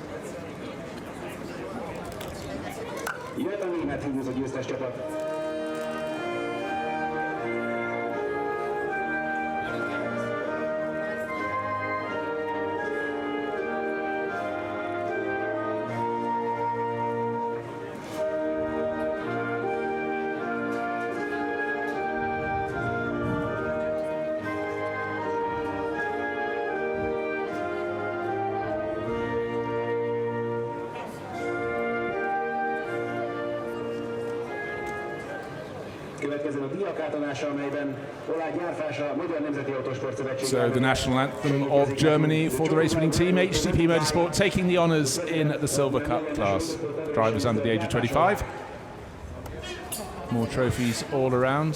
See, there's a slight cooling breeze here this afternoon. The rain that was possible clearly stayed away, and certainly the clouds that assembled not so long before the start of the race have dissipated. So trophies all around, smiles in the summer sunshine here at the Hungaroring.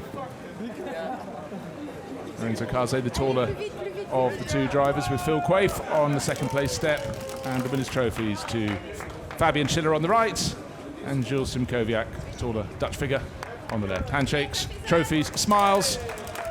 Well done to all of those drivers. So 8th place was a very strong run for the Silver Cup runners on the top step of the podium. So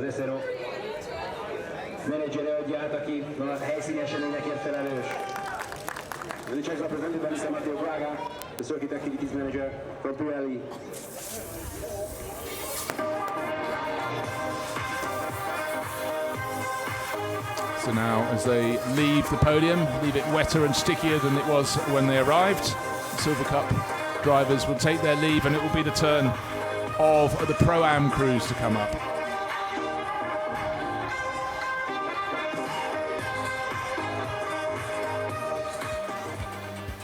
And here, refresh your memory, here is the final classification. Marcel Fessler, Dries van Thor, 2 wins in 2 days, but just over half a second clear of their teammates, Peter Schotthort and Jake Dennis, who had a third, followed by second today. Christian Engelhardt and Mirko Bortolotti, now the overall championship leaders. They couldn't match the Audis, but they could stick with them. Third place for them. Stuart Leonard and Robin Frietz proving what a great pairing they are to finish in 4th place, just ahead of teammates Winkelhock and Stevens. Pro-Am honours to Matchell and Karlwitz in 15th place, just a fraction of a second clear of Piti Bhirombhakti and Carlo Van Dam. No winners in the AM class, unfortunately only one entry. It was David Perel and Stephen Earle, and I'm afraid we saw them off the circuit after a clout from Andy Soucek. There is Soucek not finishing the race in the number 8 Bentley after that clash. Unfortunate for Stephen Earle, he suddenly had all the front runners coming through and ran out of space, and certainly Soucek was being monstered by Book and Ericsson at that point as well. So there we are, GT sprint overall. It's Book from Pereira, Bortolotti, Engelhardt, Dries van Thor. It's so close on the points. But let's go back and look at the highlights of the race. Leading around at the start, Marcel Fessler on the pit wall side in the Lamborghini. It was Christian Engelhardt. It looks so Fessler made a brilliant start. Great start for Book in the 84 Mercedes. Also a very strong start from Winkelhock, the green-nosed Audi. Down the outside went the Bentley of Maxime Soulet. He loses out to Winkelhock at that point, but importantly for Fessler, he kept the number 5 Audi clear. Oh, a spin, I think, on his own. Didn't see if he was given an assist. Martin Kodrick out of the race. Then a tap from 85, Jules Simkowiak spinning 88 Felix Sarayas around. And while the 42 McLaren was rescued, the safety car came out. But importantly, the pole starting Audi made the better restart. Christian Engelhardt gave it his all, but couldn't get past Marcel Fessler. Had to tuck in behind. Maxi Book up into 3rd place. The Porsche kicking up the dirt on its debut in the Sprint Cup. And then some art. Maxime Soulet kicking up the sparks over the curbing. Pit stops in a race as close to this. So crucial. And pretty much on the mark there for Markus Winkelhock. In came Engelhardt. In went Bortolotti. And there, trying to just G himself up even more as if it was necessary, we had Dries van Thor. But the important move there, the number 3 Audi getting ahead of the 63 Lamborghini, and also right in behind. Will Stevens had a very good pit stop for his crew, but it was place lost for Lamborghini. Look how close it is. The bunch trying to get out of the pit exit. I don't know if there are any complaints or problems for that, but it was so super tight. The 58 McLaren comes around, but that was to be pinged and given a drive-through penalty. It made its pit stop too soon, and then Jake Dennis given a real tap up the back by Mirko Bortolotti. He somehow managed to hold on. Robin Frietz from time to time would make a move on Bortolotti, but he never had enough braking down into the first corner, so the Lamborghini managed to hang on. And then Christopher Mies having a tap and a spin down again at turn 1, and then trying to keep out of the way, the lone AM Ferrari given a tap up the back, and that also accounted for the Bentley that hit it. But here is the lead battle. 4 cars covered by 1.5 seconds. No wonder the drivers in the pits were chewing their nails down to the quick, but it was still Dries van Tor. Yesterday he started and it was Fassler who finished. Today it was the other way around. And the driver doing the main hunting in the final stage of the race was Maxi Boot, just coming into shot there in the 84 Mercedes. But he couldn't get past Will Stevens and nobody could get past Dries van Tor, which meant that Marcel Fassler just saw him in the pit lane there, was able to heave a huge sigh of relief because the red-nosed number 5 Audi stayed just in front of the blue-nosed number 3, gave great chase. Audi's day with a Lamborghini in the middle, 4 Audis in the top 5. But Dries van Tor and Marcel Fassler, they wrapped it up. Victory on Saturday, victory on Sunday, moving right up the points table. The job for WRT is done.